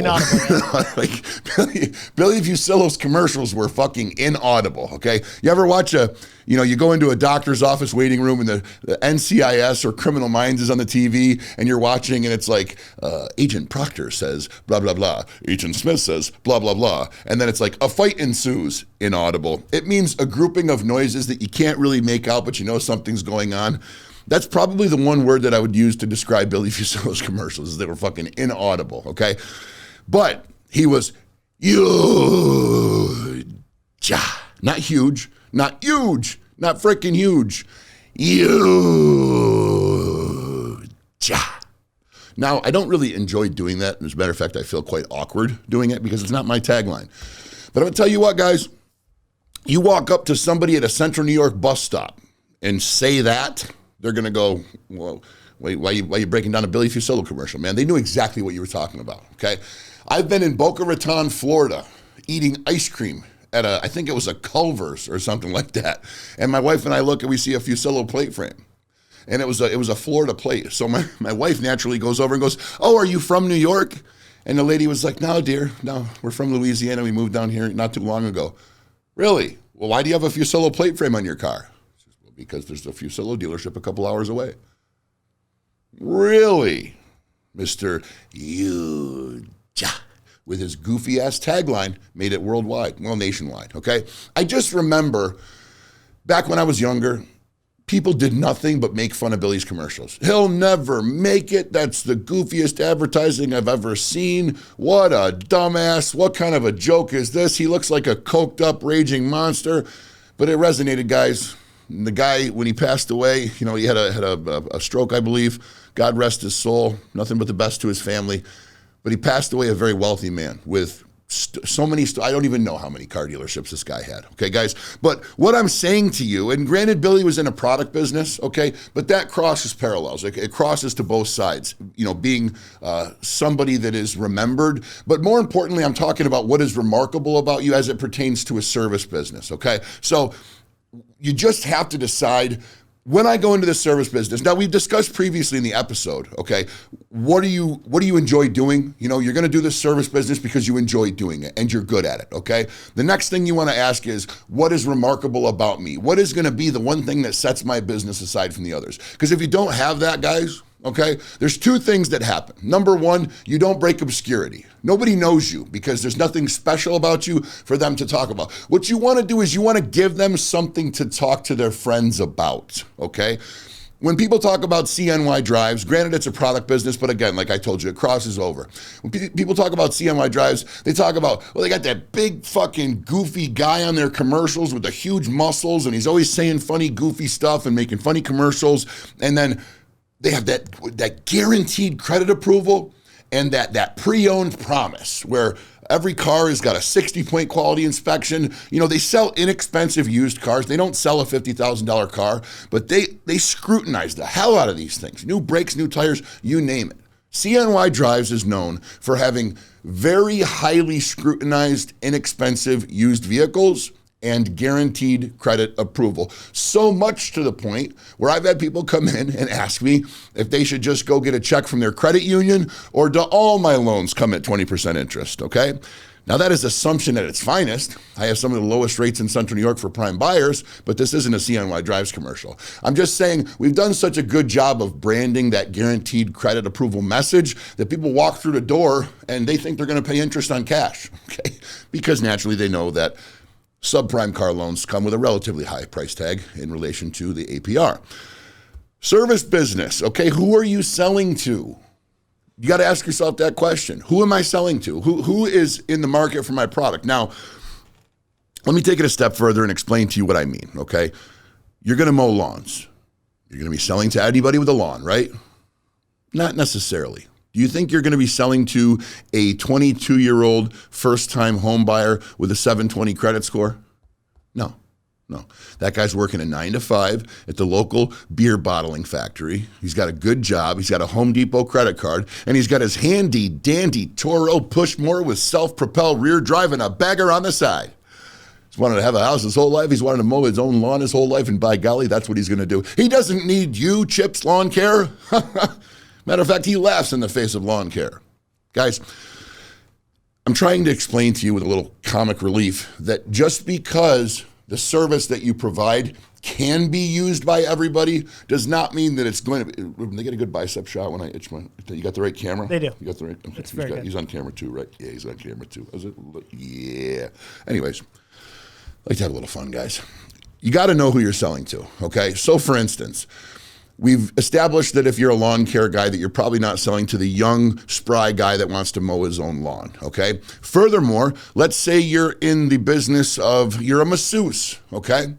Are you only going to be marketing yourself to people who are old with achy, breaky muscles and deep joint pain? No. Think about a yoga instructor. Think about somebody who's on a Division I college football team. Them sons of bitches got some achy muscles, I promise you. So what I'm trying to explain to you guys is don't have tunnel vision, okay? These are mistakes that I made. I'm trying to help you not make them. Get a pen, get a pad, take notes. Or it's recorded. Rewind it. Watch it again. Service business, okay?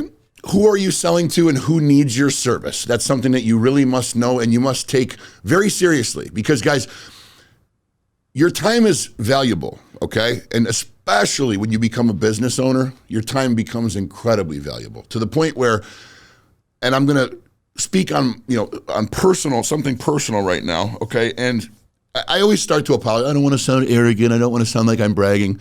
I'm done with that, guys, because you know me well enough by now to know that I'm a relatively humble guy, okay? I like to be cocky and egomaniacal sometimes for fun, but I almost said by and large, Ruben. I almost fucking said it. But for what we're going to replace that right now. What instead of by and large? That's not so easy, is it, Ruby Doo? No, it's no. not. For the most part. For the most part. For the most part. Sometimes, for the most part. Guys, you think it would be so easy, right? You get in front of a camera live, asshole. For the most part, now I don't even remember what I was talking about. By and large what, Ruben? I don't know. Jesus Christ. Go back. I told you guys to take notes. I remember that. Then what was I saying? Somebody yell it back at me. Yeah, I can't hear you. We were talking about the masseuse and who you're selling to and so on and so forth. Hang on a second, Ruben. I say there's no edits. I say there's no cuts, but you're going to have to rewind it back. Hang on.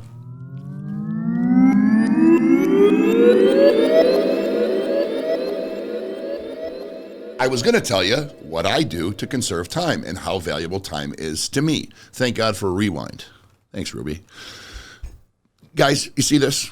This is an e-ink tablet, and I'm not going to plug any particular brand right now because I'm not particularly fond of any of them. They're all kind of a pain in the ass, but it allows me to not have to constantly fumble with a notepad that can get wet and the pages can tear and so on and so forth. And to be perfectly honest with you, there's about 11 fucking legal pads laying around my house, my cars, my bathroom, my office, the studio, you name it, they're everywhere. And I've got about 3 good thoughts on each one of them, okay? So what this guy allows me to do is it allows me to keep them all in one place, okay? Why is this thing important? Because every time in the morning, every morning when I get up, okay, I got this guy and I'm making notes, okay?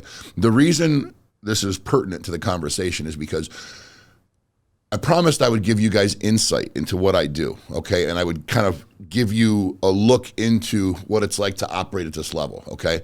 And I'm a very efficient guy, okay? I get a lot done in a day, okay? For those of you that follow me on Instagram, you see my posts at 12:15, 12:45, 11:30, 1 o'clock in the morning when I'm in my gym. Bright, spry, full of energy, doing funny Instagram lives to promote the podcast because I like to bring value to people, but it's 1 o'clock in the morning. And I'm in the gym, okay? And for those of you who have not seen my Instagram live, I'm not in a commercial gym. I'm in the basement of my house because I made a damn near $40,000 investment, okay, during COVID because I knew 2 things. I knew that if I went to the gym, I had to wear a mask. I knew if I went to the gym during COVID, they were going to tell me when I could come and when I could go and what I could do and what I could not do. That was not okay with me. We talk about freedom. Freedom of mind, money, and media. How about freedom of money? How about the freedom of having the ability to say, I'm sorry, what was that, Mr. Gym Owner? I got to wear a mask if I'm going to do a bench press? Right. Okay. No, I'm sorry, I can't go in the locker room and change my clothes. I can't use the shower. I got to wipe down the damn water fountain before I can drink out of it? Right. Okay. No. Hi, Andy at Syracuse Fitness. Yep. Drop it. Drop it like it's hot. Okay. And I spent $40,000. 38 something. Okay, is that a flex? Yeah, kind of. Why not? Okay, because I can, because I did, because I work goddamn hard to be free. Why is that freedom? Because I tell you right now, guys, if you don't like something in your life and you can drop a gym in your basement, okay, I'm not talking about a bench and a Nordic Trek.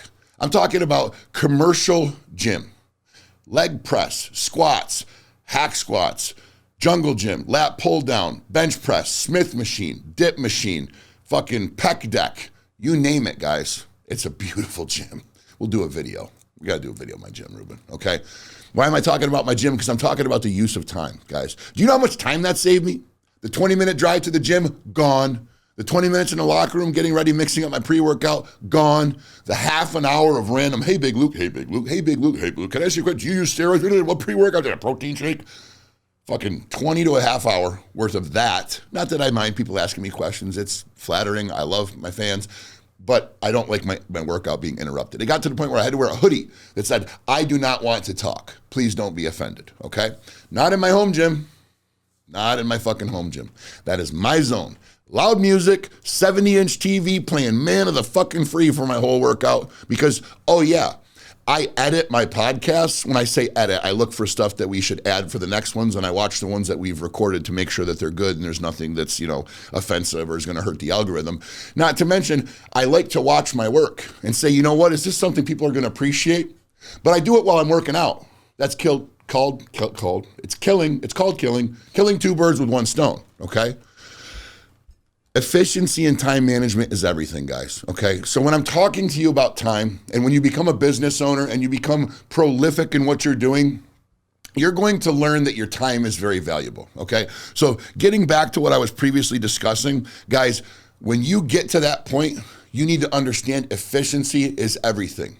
And the use of your time and how you use it is going to become a big part of your life. Ergo, your time will be immensely, immensely valuable, okay? It's valuable now. Wait till you see how valuable it becomes when you're in business, okay? As far as the service business is concerned, we talked about who needs your service, who are you selling to, what's remarkable about you. One thing you might want to take into consideration, guys, is it seasonal? Is it only going to work when it's nice out? Okay, if you live in New York like me and it starts snowing for 3-4 months out of the year, well, is roofing going to be a problem? Okay, if you're going into just air conditioning sales without heating, is that going to be an issue when it gets to be 30 degrees outside, okay? I'm going to buy a fleet of trucks and put plows on them and salt and plow. Great. What are you going to do when it's not snowing, okay? You guys need to think of these things, okay? And that's all I'm doing right now is I'm just giving you information to help you not make some of the same mistakes that I've made in the past, okay? Remember when I was talking about my handyman business, okay? It was all bright, shiny, summertime stuff, okay? The weather started to turn, I was fucked. And I couldn't afford to put a plow on my truck because I drank, smoked, and sniffed up all my money, okay? Now, when it comes to the service business, all right, and I meant to go back and forth. I lopsided over here to the service side of things, so we'll go through product in a moment. Guys, you need to have upsells, okay? So you go into a service business. We'll go right back to mowing lawns just because that's an easy one that I think everybody can picture, right? So you start mowing lawns, all right? You've got your lawns. You've got a 30 lawns that you mow in a day, 7 days a week. You've got two. I don't know if that's realistic for all you lawn mowers out there. It seems like maybe it could be if you're a damn good mower. Let's say 10, okay? So 70 lawns a week makes you, whatever it is. Let's say it makes you $2,000 a week. Minus expenses, you're netting $1,500, okay? That's what, 65, 70 grand a year, Ruben, something like that, okay? Just some quick math, guys. Correct me if I'm wrong. But you want to make 150 grand. Okay, well, I can't make any more lawns. You can't fit a square peg into a round hole, right? So there's only so much time in the day. Valuable time. There it is, a recurring theme. So you need to come up with upsells. Mrs. Jones, how about when I get done cutting your grass, I run the bagger over it and pick up all the clippings, and then I put them in your compost pile and help fertilize whatever it is back there that you're trying to grow, okay? Or how about as I'm mowing the lawn, I put the sprayer on and I run a pesticide over your lawn to make sure it stays nice and green for the years to come, and you don't have to spend that $300 a year that you do with True Green, okay? Upsells, guys. How about while I'm doing your lawn, I have somebody else come in your house and dust off all your fine china and your end tables, whatever the case may be, guys. I want you to stop and think about Google, okay? Google started out as a service business. They started out as a search engine, okay? Google started out by giving you information. You are now the information, okay? There has been a paradigm shift in what that company has done. They've gone from giving you information, giving you value, to extracting it from you and selling it to people like me, okay? What do I mean by that? What is it, Ruben, the hypocrisy of the narrative? Yep. Is that the episode that we talk about that? Yep. It's brought up in a couple episodes, but it's no longer buying the product, it's becoming the product, okay? So I want you to consider the upsells. So Google went from they had an algorithm or a computer program that went all over the internet, and it found information and it brought it to you. And it said, okay, you want to know about corncob pipes. Okay, here's Frosty the Snowman. Here's Farmer Ned from the old Norman Rockwell cartoon. Here's actual information on a corncob pipe. Anything that it could find relative to a corncob pipe. Where the frick did I come up with corncob pipe, Ruben? Jesus Christ, what are we smoking? Anyways, rollerblades. Maybe you want to know about rollerblades, okay? Or cigarettes. Pick your poison. Google used to go out and find that information for you, okay? Now what does Google do? You say, well, it does the same thing, Luke. Oh, does it? Does it, my friend? I see. Well, before you search, what do you first have to do? Log into your Google profile, right? So it can track what you're searching for. Then, as you're searching, what does it do? It goes, oh, sponsored, ad, sponsored. It says, oh, you're interested in cross-country skis? Well, let me tell you about Rossignol and fucking any other CCM. Actually, that's skates, I think. But it puts companies in front of you. It advertises you products. Then it takes that information that you're searching for and it sells it to those companies. Wee you. Can we get like a siren? Like a red alarm, Ruben searching for porno. Because he does. It's going to tell the companies selling that product what they're looking for. So for instance, Playboy gets an alert like 37 times between the hours of 2 a.m. and 3 a.m. that Ruben is looking for topless women with traditional Mexican clothing. We're just having a little fun today, guys. It's going to sell your information to companies, okay? So I'm talking about upsells. Google has gone from this little information box that you go looking for search term, information relative to your search terms to now Google's selling you email. They're selling you storage space. There's Google Docs. Now you're doing all your Zoom calls on Google. Now they've upsold you. They've continued to find reasons to grab your attention and bring it in, okay? Breaking obscurity. You hear me mention it over and over again. That's what Google has done. They've been tremendously successful at doing it. That's why they are a billion-dollar company. Can we get a little record scratching? Billion-dollar company. I'm going to give Ruben a break with the sound effects, guys. I'm just having too much fun. Product business. Who are you selling to? Okay. Service business, we talked about what is remarkable about you. Product business, who are you selling to? Okay. Are you selling scented candles? Okay. Then you're probably not going to want to market yourself to bodybuilders and used car dealers, okay? Because scented candles just aren't my thing. Although I do visit White Barn every once in a while, and teakwood mahogany is my scent. Why are you laughing? Like you knew that? 100%. Did you really? 100%. Why? Do I have White Barn plugins somewhere around here? No, I know there's some candles in the studio though. So Damn it, they're on to me. Okay. What's your cost and margin? Okay, guys, I'm reading through my notes here. That's a big one, all right? Service business.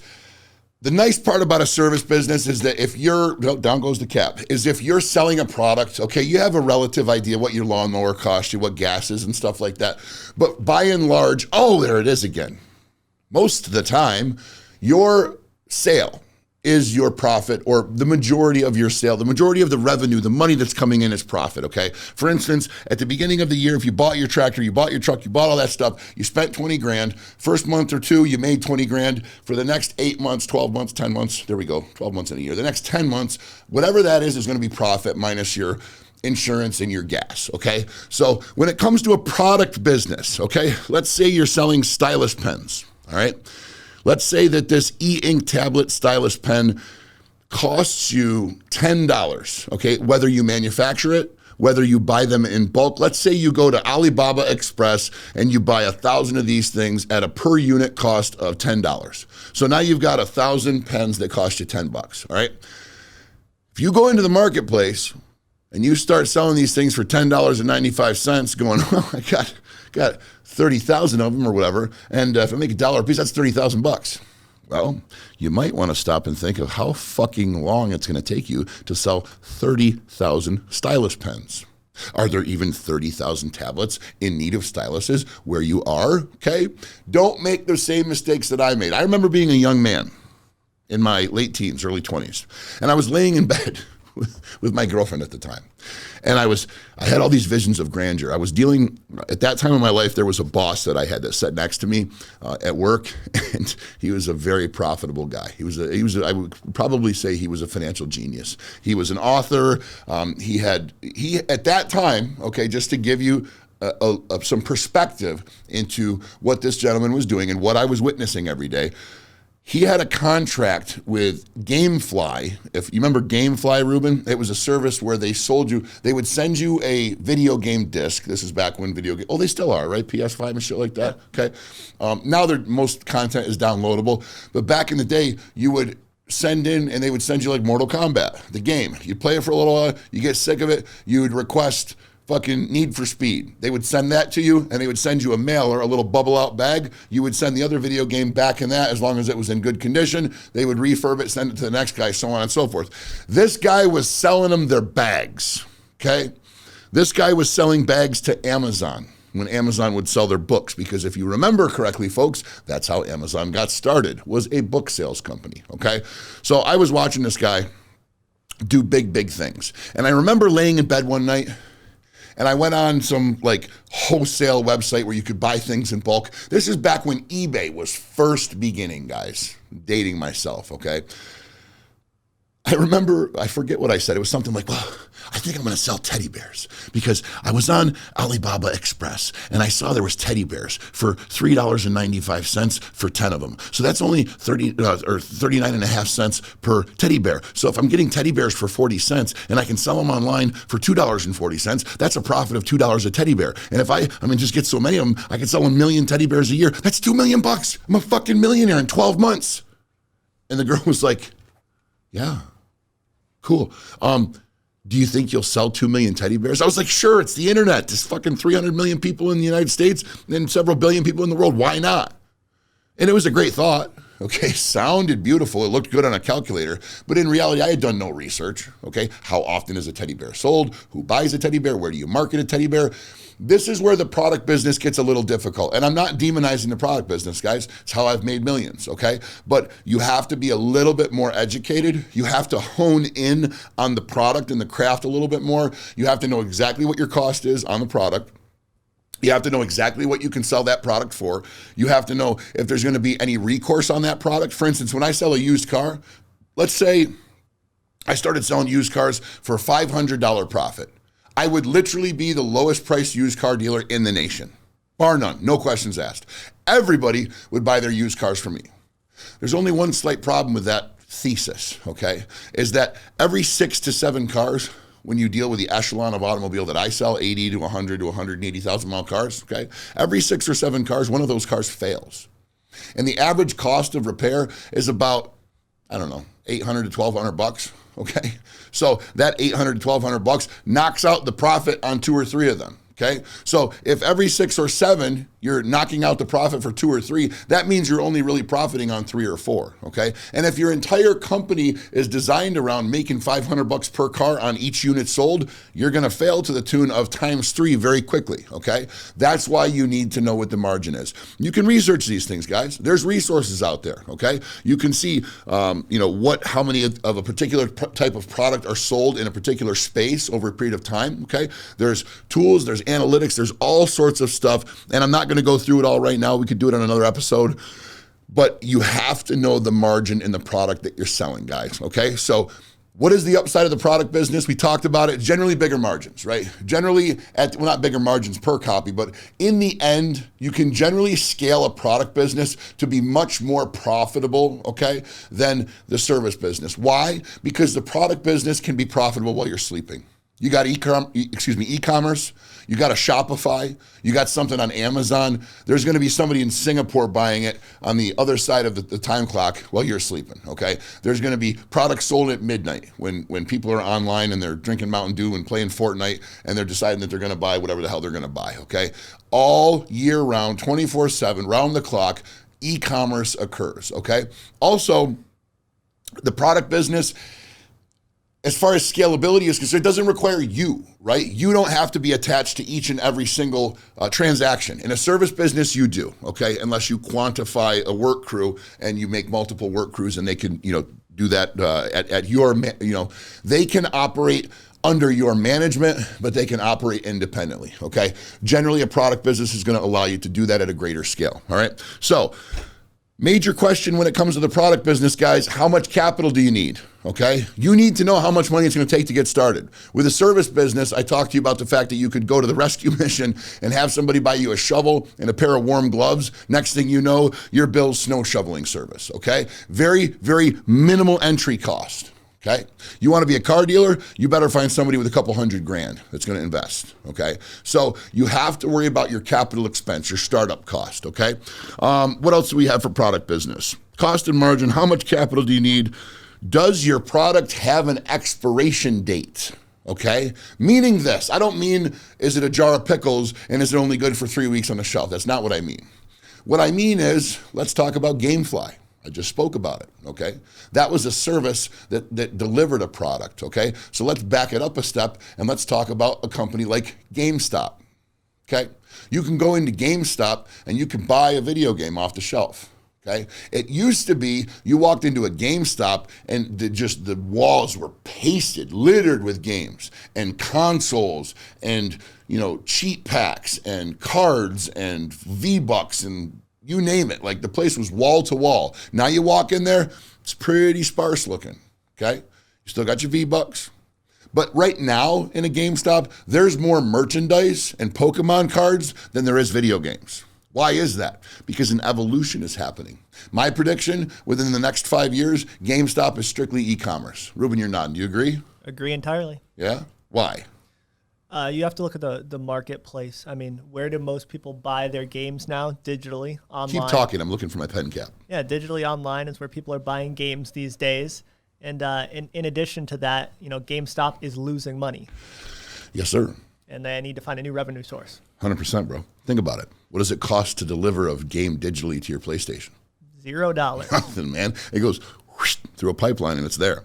What does it cost GameStop to employ an employee? What does it cost them to have health benefits? What does it cost them to transport the games? I mean, just to turn the lights on, just Destiny Mall over here. What's it got to be, 15, 20 grand a month for a parcel, for a unit? Easy, right? There was a place upstairs that they were renting. It was a restaurant. It was like 45, 50 grand a month, okay? When you're in a product business, guys, I want you to consider if there's an expiration date on your product, okay? So if you're thinking about investing in a video game store, I would tell you to hold off, unless you plan on doing like a legacy throwback video game store where you're selling Nintendo 64s and you're a novelty store. And that being the case, you're not going to sell it at high volume, okay? Let's stop and consider something else. I would strongly recommend not becoming a vacuum cleaner salesman, okay? Now, you may get a chuckle out of this, but there's some door-to-door vacuum cleaner salesmen that make a ton of fucking money, okay? They sell some really pricey units, those Rainbows and Kirby's, okay? I'm not sure if those are a thing of the past. I know they're still doing something like that. I don't know if that's the brand name, guys, so don't hold me to that. But those guys make decent money. But why would I tell you not to get into vacuum cleaner sales? You know what a Roomba is? Okay? I know that I have a lot of friends that are no longer vacuuming their house. They got a little circular robot that looks like a gray Oreo cookie that runs around and fucking sweeps up all the little, does a hell of a job.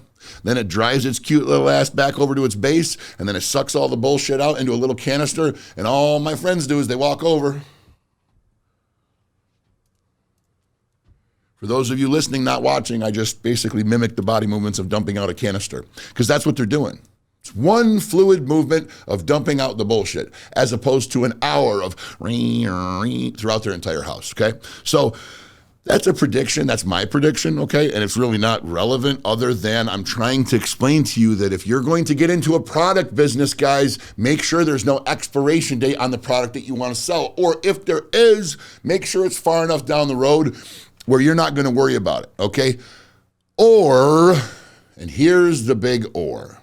Whether it is a service business, whether it is a sales business, enter your business planning on being an adaptable entity, okay? What do I mean by that? Okay, Ruben, do you know what I'm saying? That you're flexible. Yeah. Problems occur if new marketplace ideas come up. Yes. Okay, I want you to think, Ruben, and let's each try to come up with one. Let's think of a company that has adapted over the years to stay relevant, to stay top of the game throughout the course of, several years. Who could you come up with? I mean, you kind of referenced them. I would say the book business. If you look 20, 30 years ago, it was you go to a bookstore. Nowadays, obviously you have Barnes & Noble. People still go. Yep. The majority of people will either get it on their Kindles, their iPads, or they will order the book online. Boom.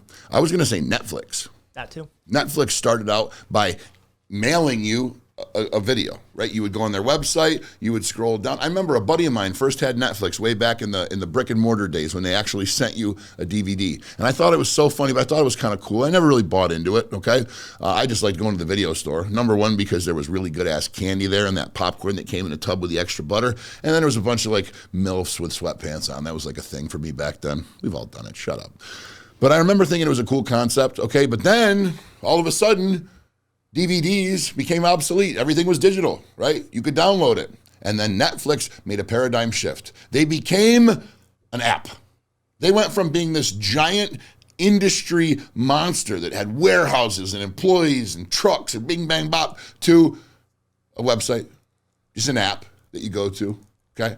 Now, did it require them to lay off a bunch of employees? Yes, okay? But that's the nature of the beast, unfortunately, okay? And that goes to the point, guys, being an employee, being a business owner, man of the free, freedom of mind, money, and media. Freedom of mind and money comes with being a business owner. I promise you that, okay? The same way you can be an adaptable business owner and be an adaptable entity. If there's change, if there's problem, if there's commotion, you can adapt. You can also be an adaptable employee, okay? What do I mean by that? And what I'm trying to do, guys, I'm trying to include the people who don't want to own businesses in the conversation, okay? Because you guys can be adaptable as well. Have a second skill set, okay? You work a 9-to-5 job, you're a librarian, you're a doctor, you're whatever, working at the Amazon factory. Get yourself in night school, get yourself a psychology degree, Okay, go to a trade school in your spare time, get yourself an electrician's license, have something to fall back on, okay? Furthermore, if you see your company shifting, start to learn whatever it is they're shifting to, so that way when they come in and they say, hey, I'm sorry, Steve, but the time has come, we're changing, we're shifting, we're going strictly to an app-based system, and I'm sorry, but we got to let you go. And you say, really? You don't want me to code for you? Code for us? You don't know how to code. Oh, I don't, really. You want to check out this app I wrote?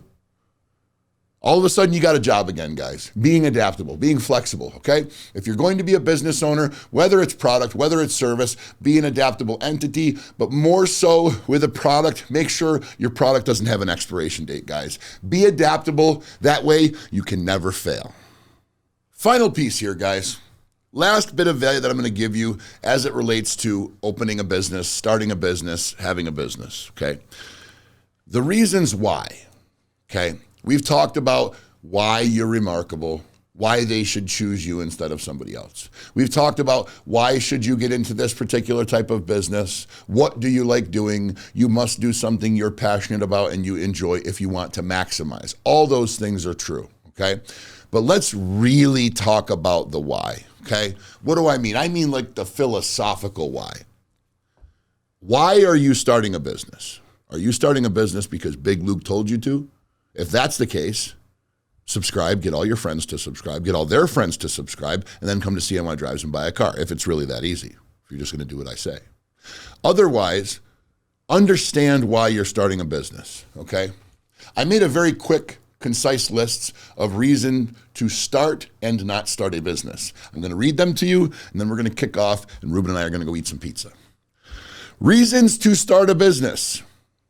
I almost put this under reasons to not start a business, but then I changed my mind. And that reason is financial duress, okay? You talk to most business gurus, they say, well, the right time to start a business is not in a period of financial duress. If you're broke, you shouldn't be starting a business. Well, I disagree, okay? The reason I disagree is because you need to be hungry. Ruben, do you have any idea what I'm about to say? I absolutely do. And Why don't you tell them? It's live and it's thirsty. This might be our first of the day too. It is. You said it's thirsty, like I'm the thing or something. Like it's live and it's thirsty. The tagline is "It's live and I'm thirsty," but that's okay, Ruben. Okay. There'll be plenty more opportunities. Okay. It's live and it's thirsty. Yeah, it's fucking thirsty. Financial duress, guys. Okay, I greatly disagree. Start your business if you're broke. Okay, why? Because you can't go down. Great reason, right? Where do you go from zero? Okay. So you start a business, you got no money. The chances of you starting a product business are slim to none, unless something falls off the back of a truck. If you're broke, you're probably going to start a service business. Okay. And if you ain't got shit, you can't go backwards. Okay. So why is that relevant? Because you can only move forwards, number one. Okay. That's a good, simple, basic reason. The bigger reason is because you're fucking hungry. Okay. If you ain't got shit, you're hungry. Do you want to know why my service business did so well when I first started it?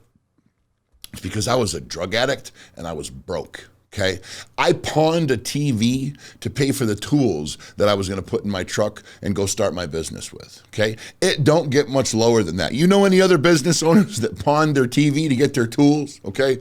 If you did, I guarantee you they're still in business today doing something. Why? Because they're bloody hungry, okay? And so was I. And I'm going to tell you right now, guys, if you're at the bottom, if it don't go no lower from here, if you're looking at the concrete underneath your feet and zeros in your checking account, and you've made the decision to not sit back and whine and cry about the position that you're in, you've made the decision to work your way out of that hole, you are going to be successful. Guaranteed, I promise you. Why? Why am I raising my voice? Why am I getting all fired up? Because these are the kind of things that excite me, guys. Why? Because somebody who's hungry is going to succeed. We need more hungry people out there.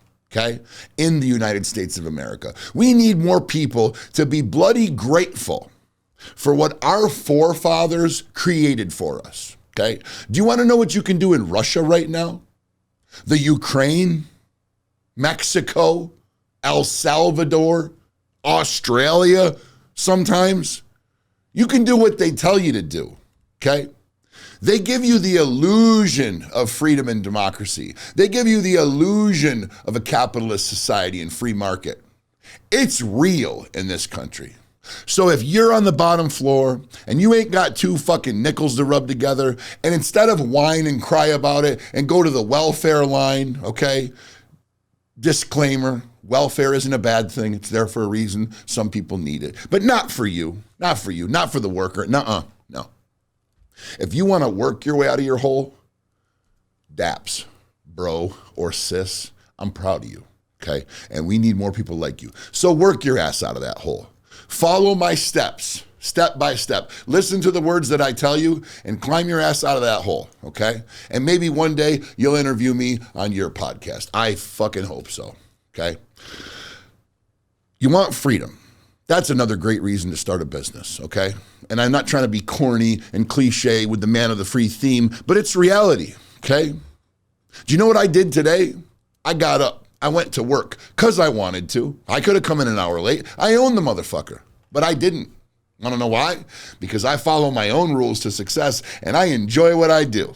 So I ran my ass to work. I was excited. I fire out of bed every single day. Well, you know what, Ruben? I should probably not lie straight through my teeth. There are days where it's hard to get out of bed. Those are the same days you see me on Instagram Live at 1:45 going, yeah, baby, lifting, pumping, men of the free, yeah. And then, 2:15 rolls around and I'm like, man, why can't I sleep? And my heart's going, that scene in The Mask, show him. Gotta love Jim Carrey. And guys, I'm gonna do that to you all the time. I have attention deficit disorder, and when something pops into my mind, I wanna share it with you for two reasons. One, because it's just funny, and the other is because you watch my eyes drift off into this other world. I don't want you thinking I'm a psychopath or a sociopath, so I figure I'll share with you that I was visualizing The Mask with his heart beating, okay? But I would wonder why I wasn't falling asleep, and it might have been those 350 milligrams of caffeine anhydrous that I ingested at 10:30 to get through my 2-hour workout at midnight, okay? I digress, only sometimes. But guys, come on, baby, there we go. You want freedom, okay? You want freedom. I got out of bed, I went to work because I wanted to, okay? And the whole thing about firing out of bed, most of the time, guys, there's the sleepy days, there's the belly aching days, there's the headache days, we all have them, we're human beings. But when I wake up in the morning, I have a desire to go to work, okay? But what I'm explaining to you is what I did today, all right? I went to an auto auction, and then afterwards I said, you know what? My driveway needs to be plowed because my wife is at the doctor's, it's snowing heavily, and pretty soon she's gonna come home. A guy at work working a 9 to 5 can't just bing, punch out, run home and plow his driveway. Can't do that. I can because I chose to, okay? Because I have a system in place with employees that are delegated to that do the work of CNY drives. Well, I'm out doing my thing, okay? And does that mean they work while I play? No. I go on vacations. I take days off sometimes, rarely, but I take them. What I'm referring to is those impulse moments where you just need a moment for yourself. That's freedom, okay? Your wife calls you up and says, babe, I got the itch. I miss you. Could you come home and make me feel like a woman? Yes, I can, dear. Yes, I can. Okay? That's freedom, ladies and germs. Pass something on to your kids. I remember making that note. I made that note in the middle of the night in my gym, and I started tearing up because I thought about my little Maximus and my stepson, Mikey. And I imagined them doing CNY Drives commercials and being on Man of the Free. They were in here the other day. Max put an X on my N here. Do you remember that, Ruben? I do. Ruben walks in, he's like, oh, what's going on here? It said Max of the Free. My wife sent me pictures of my little guy down here like this, like he was going to do a little Maximus podcast, okay? You can give something. You can give something to the upcoming generation, okay? Now, when you give it to them, make sure they understand what it took to get there, all right? But one really good reason to start a business or to create a revenue stream for your family is so you can pass it on, okay? Think about the people that you know that are wealthy, okay? The rich kids in school, you're so jealous, right? Well, anybody can run their daddy's business. That's not true. Not everybody can run a business, okay? But if daddy created a business and the son or the daughter, the next generation is capable of running it, Don't hate, man. Kudos to them. It's hard fucking work. I've seen the exact opposite. I've seen somebody create an empire and then within one generation, 7 dealerships and millions of dollars get buried into the ground, okay? It's not a pretty thing. And I'm sure that poor man's rolling in his grave, okay? But it can go both ways, guys. So don't always assume the person who has handed down the business was born with a silver spoon in their ass and they didn't have to work for it, okay? I know many people whose fathers started their business and they work harder than their fathers did, okay? But what I'm talking about is the ability to pass something on to your youth, to your children, to your younger generation, okay? It took you blood, sweat, and tears to create that freedom for yourself and for your family. Now that you've created it, give it to them. Let them cherish it. Let them carry it down to their children. It's a great, great reason to start a business. What's another great reason? Multiple streams of revenue. You can start more than one business. You can get one business going and then get it really dialed in and then start another one. CNY Drives. CNY Drives North, Fort Drum Drives, CNY Drives Car Corner, Paid to Persuade, Man of the Free, Motivated Brand, you name it. It's going to keep going. It ain't going to stop because everyone that brings in a nickel makes me just that much more free, okay? And we don't monetize Man of the Free, guys, but I promise you this. When we get 5 million viewers on YouTube or better, they're going to know more about CNY Drives and Paid to Persuade. I promise you that, okay? It's not always about direct monetization. Sometimes it's about breaking obscurity. You've heard me say it many times, okay? So if you like high risk and high reward, okay, business ownership is for you. If you're very risk averse, you don't like risk, you don't like getting your heart rate up every once in a while, having something on your shoulders, people that count on you, you shouldn't open a business. But if you do, if you like a little risk, you like a little rush, and you like high risk, high reward, that's a great reason to open a business, okay? And finally, building credit and leveraging that credit, okay? I would not be able to do the other ventures that I do did I not have my primary vehicle, my original business, to leverage. What do I mean by that? You walk into a bank, hey, can I get $1 million unsecured? Just on a signature. I'd like to sign my name and have you put 7 figures in a bank account. Would you do that for me? They're going to laugh you out of the bank, okay? Now, I want you to picture that same question. Hi, I'm so-and-so. I own such and such. It's a $10 million a year business. I also own such and such. It's a $12 million a year business. Our annual revenue is $22 million. Our profitability is here. This is what our financial statement looks like. Here are my assets. They're about $10 million. So wondering, with my 800 credit score and our Dun & Bradstreet index that's off the charts, if I could get $1 million on a signature, I'm going to start a new venture. Oh, I can? Did I want 2 or 3? No, 1.5 should be good. Thank you. And how long to repay? 10 years? That should work. Yes, please put it in account number 3. Thank you so much. That's real, guys. Imagine that. For those of you making 50 grand a year, imagine walking into the same bank that you get worried if they're going to approve you for a fucking car loan or not, knowing they're going to put $1 million in a bank account because you said so and you signed your name. It's real. It's called leveraging your revenue and your business's credit for capital.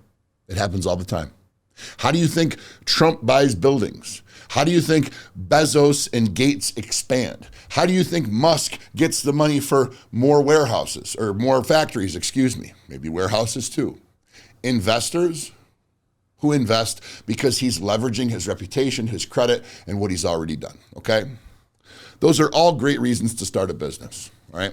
What are some reasons not to start a business? Well, it just so happens, I got a list. Don't start a business to beat somebody, okay? Don't look at another businessman or woman and say, you know what? I can't stand them. I could do it better than them. I'm sick of looking at it. I'm just going to do it. I'm going to jump in with both feet and I'm going to put him out of business.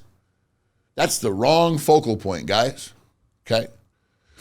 There is a study, and I'm not going to cite it because I don't know, but I've read about it in my travels, okay? And it had to do with race car drivers who were rivals, okay? And the way this study went, it would talk about certain race car drivers who had such vicious rivalries They would always crash into each other. Neither one ever won a championship.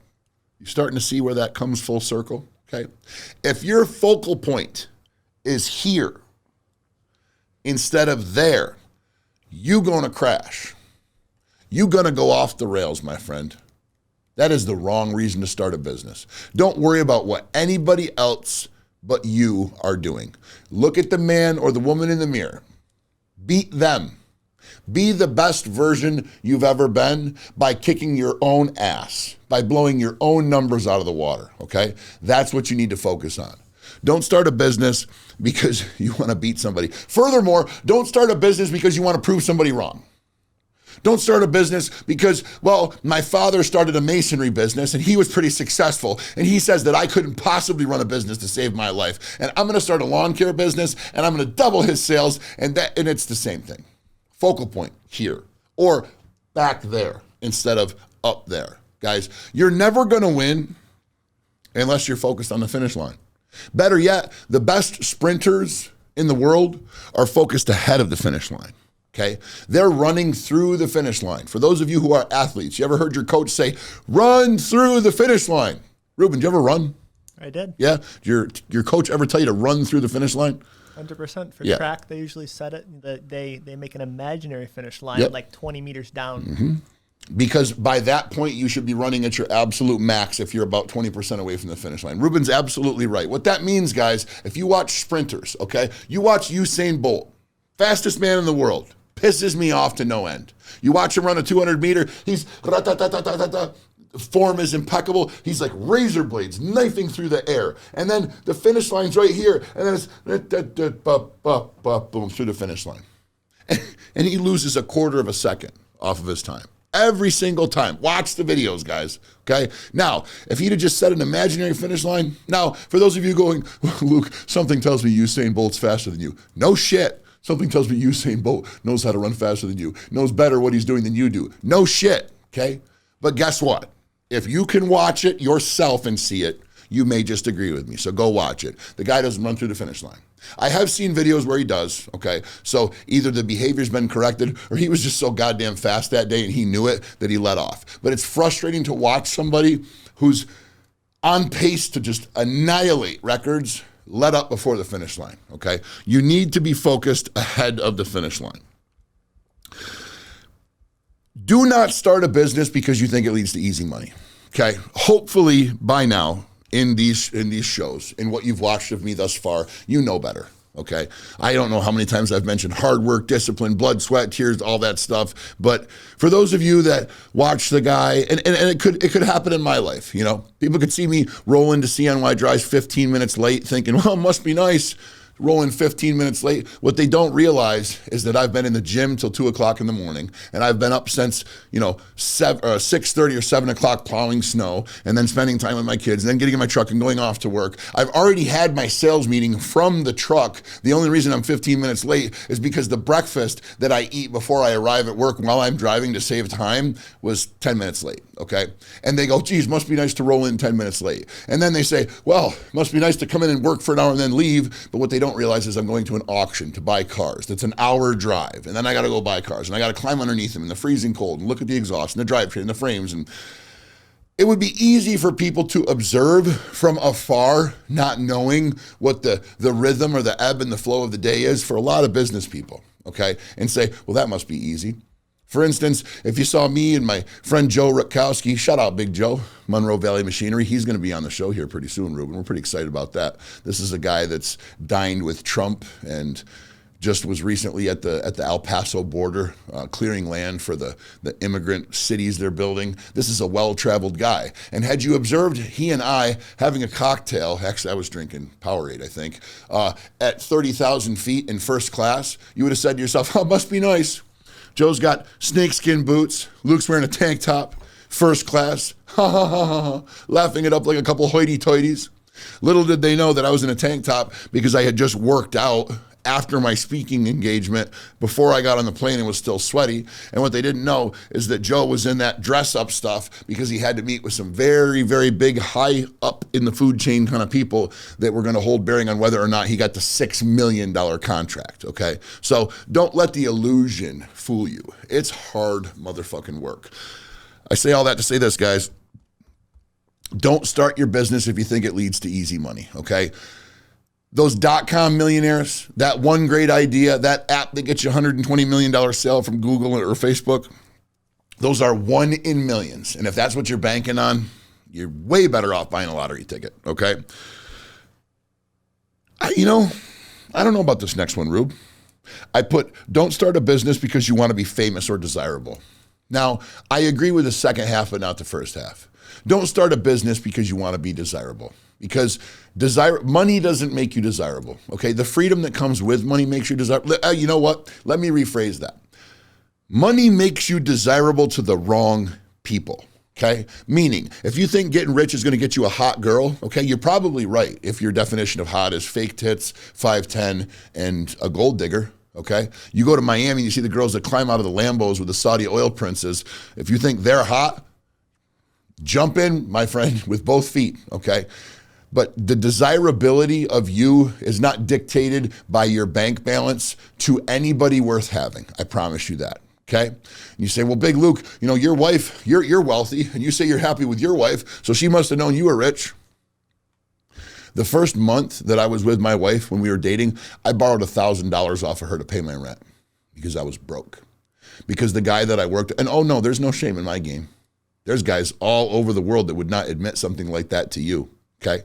So you hear me talk about my wife, and I love her, and I preach about her, and she's amazing, and I wouldn't be here without her. It's because it's true, okay? Because it's true. I'm getting emotional on him, Rube. Might tear up.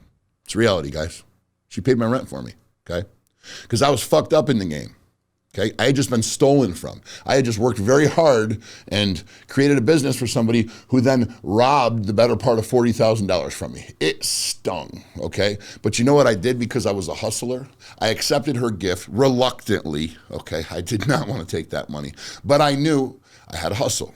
Okay. What I did was I found a vehicle on Craigslist or Facebook Marketplace that had a huge book value. I went to the bank. I took out a loan against that vehicle. I took the loan out for a couple $1,000s more than the vehicle actually cost. It was rusty, old, beat-up Jeep. Okay, but it was a limited, so it had a book value like $10,000. So I went to the bank and said, "Give me a $10,000 loan for this Jeep," because I knew this particular bank would give me cash for the loan. So they gave me $10,000 cash. I went and talked the guy from $6,000 down to $5,000. Gave him $5,000 cash for the Jeep. Gave Nikki back the $1,000, so she was paid back. Had 4 left. Paid the sales tax and the registration. Had $3,500 left. And guess what I did?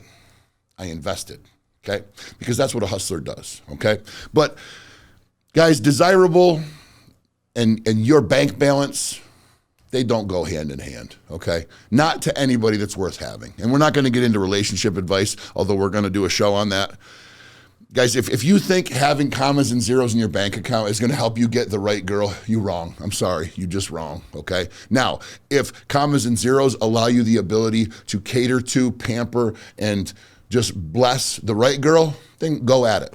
My wife drives a $115,000 vehicle that she didn't ask for. That's the most important part, okay? So now, I said if you want to be famous or desirable. Desirable? No. Famous? Sure. Why not? There's no shame in that. Okay. You want to get big. You want to get famous. You want to have lots of money because you worked your ass off. I got no problem with that. Okay. Now, want to have political influence. I remember writing that one down, and I remember exactly why I wrote it down. And there was a certain situation that I was thinking of. Okay. Guys, becoming a business owner is a very rewarding thing. It's a very pure thing, okay? It's going to come off the back of your hard work, your dedication, and your perseverance, okay? So if your plan is to then get wealthy so you can have some sort of bureaucratic push or pull or shift or political influence, you're not going to maximize the business, okay? And it goes hand in hand with the focal point being over here and not straight ahead, okay? If your intentions are not pure, if your eye is not on the prize, if you're not simply in business to maximize profit and potential and move your business forward, you ain't gonna make it. I promise you that, okay? Now, last on my list, my family does this. That's what I wrote in quotes. I know too many people, guys, that are in business because that's what their family did. Okay, that my dad was a fucking whatever wagon maker, so I'm a wagon maker. My boy's gonna be a wagon maker. And you talk to him, do you really enjoy making wagons? No, not really, but it's what my family's done. Okay, and then you go and you look at the products and they're not that good. Okay, and you look at the facility and it's kind of beat up and shitty, and there's pictures of the dynasty, you know, going down through the wall or down through the years, pictures on the wall. And you can just tell that the motivation is not there, okay? All the wrong reasons to start a business, okay? I've given you all the right reasons. I don't want to say all. I've given you a lot of good reasons. I've also given you a list of ones that are not the greatest reasons to start a business, okay? You have to decide what's best for you. You may not agree with what I've just said. You may not, and that's okay, guys. We're here to bring you value. So if anything I brought you is valuable, take it, use it, move along with it. If not, discard it. Ain't no rule says you got to listen to and agree with everything I say, but I'm here to bring you value. I'm here to bring you value based on experience, and that's what I'm doing. So guys, this is where we're going to wind it down, okay? We don't want to make these things so damn long that they get boring, okay? But I also don't want to make them so short that there's no possible way that you can get the point across. Guys, it's important to me that if you're watching Man of the Free, that you understand a few things, okay? This is not a professor, and this is not a lecture hall, okay? This is a video on YouTube that you can start, stop, pause, throw away, keep, whatever you want to do with it, okay? It is me with an olive branch to you. I'm trying to bring you value, okay? Now, if you're watching this show and you're not into small business, okay, you just saw this and you got, into it, you got intrigued a little bit, you liked the funny banner, you liked Ruben, you liked me, whatever, thank you. Thank you for watching. But understand this, guys, there is so much more to Man of the Free than just how to start a small business, okay? Now, why am I doing it? It's important, okay? I have scoured the internet. And from Evan Carmichael to Grant Cardone to the 17-year-old kid making a video about how he made his lemonade stand, I did not find one video that took you from start to finish, all the way through, from the very first dollar invested, the very first thought about it, the very first transaction, marketing, sale, whatever, okay? Didn't go over product versus service business. There's little bits and pieces all over the place, but there's nobody just bringing the whole damn thing straight forward. And I figured out why. It's out there, okay? But you got to pay for it. This is live, and I'm thirsty. You got to pay for it, guys. All the influencers out there, here's the problem. They know they have valuable information. They know they have valuable information, okay? And they're not willing to give it to you for free, okay? I'm giving it to you for free. Why? 2 reasons. Number 1, I believe everybody should have this information. I wish somebody gave it to me when I was younger, okay? Number 2, if you're good enough and you know you're good enough, you don't need to charge for it. Because here's what happens. Guys get worried. Man, if I give this information out there for free, there's going to be 330 million some bitches that know exactly how I did what I did. I can't have that, man. That's too much competition. That scares me. That's got me shaking in my boots. They're going to come for me. I'm not worried about it. All due respect, my viewers. You get to my level, you deserve to be here. And I'll welcome you with open arms. Want to know what else? There's enough pie to go around for all of us. And I would like some of you to get up here with me and start chomping away at this pie. So the guys at the real elite level, they can want to start shaking their shoe off and get that little parasite off of there until they realize that parasite's starting to go up their leg. And then next thing you know, it's like they're engulfed with middle-class business owners who have taken over the marketplace. Remember, guys, way back in early American history when there were small businesses everywhere, and then somewhere along the way, the Walmarts and the Amazons and the fucking Sears and Roebucks of the world got rid of small business? There's nothing saying that we can't go back there, okay? But it ain't going to happen in an absolute flip back. We're not going to go back to Diz's local IGA store on the corner. No, it's going to be e-commerce, okay?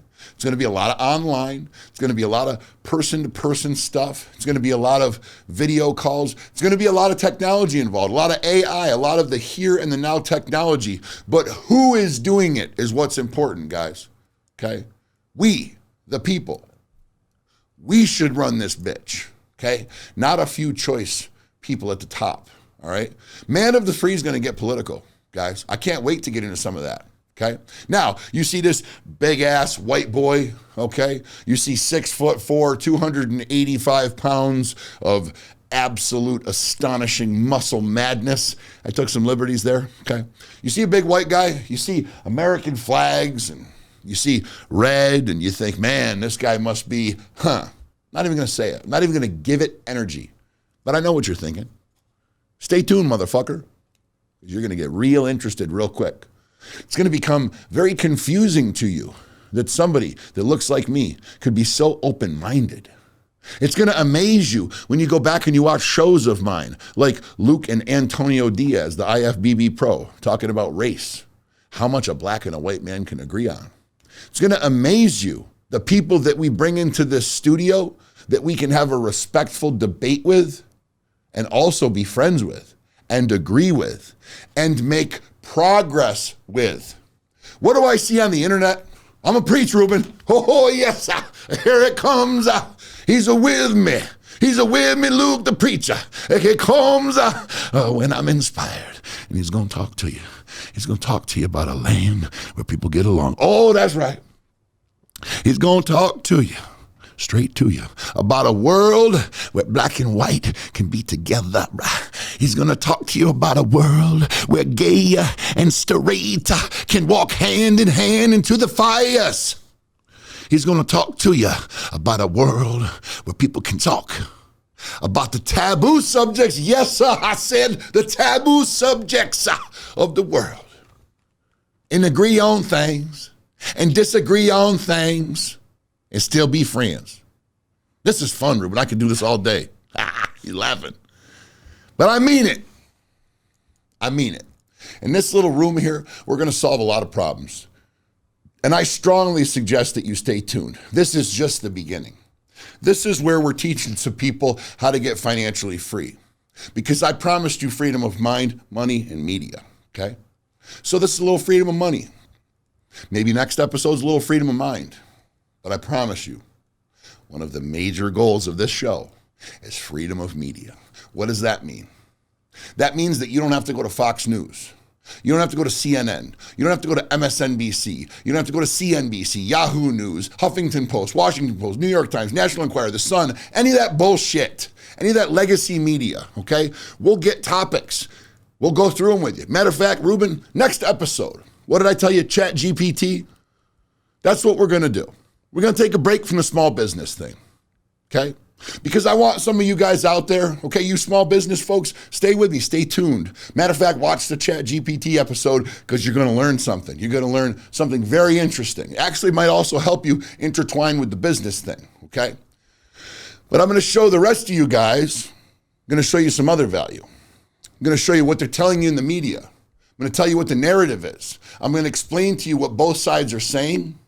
We're going to drive right down the middle with the facts. We will talk about articles and press that's been released. We will talk about what is actually going on in the marketplace, and we'll talk about what it means to you in your life so you can get a little taste of what freedom of media is. You can get a little taste of somebody bringing you facts directly, dissecting them, breaking it down into words you can actually understand. Helping you understand why it doesn't seem like what they're saying makes sense because you haven't seen it transpire that way. Furthermore, you've actually seen it transpire a different way, but you're being told that's a conspiracy theory. No, we are not conspiracy theorists. No, I am not Alex Jones. No, this is not Project Veritas or the Young Turks, okay? This is Man of the Free. That's what the fuck we are. We are free. We are Americans. We are we the people. And I'm here to remind every single one of you that it is your God-given right Whoever your God is, whether your God is money, whether your God is Allah, Jesus Christ, Buddha, or Big Luke himself, whoever your God is, it is your God-given right to be free, to speak on what you want to speak about, to perceive a subject however you choose to perceive it, and to be able to engage in civil discourse with your fellow American until we draw a conclusion, until we get to the bottom of it. Because today, in the media, I don't see any getting to the bottom of it. I see a whole lot of bullshit. I see a whole lot of finger pointing. Notice one is blue and one is red. Okay? It's because we don't pick sides. Okay? We are a merging of everything. We are ideas. We are freedom. We are the ability to communicate respectfully and have discourse that is productive without vitriol or hatred. We are the people. So my friends, stay with me. Comment if you choose to, if you are compelled. Like us if you like us. And subscribe if you want to know when the next time I'm going to talk to you is. But in the meantime, stay focused. Stay motivated. Stay engaged. But most importantly, stay free.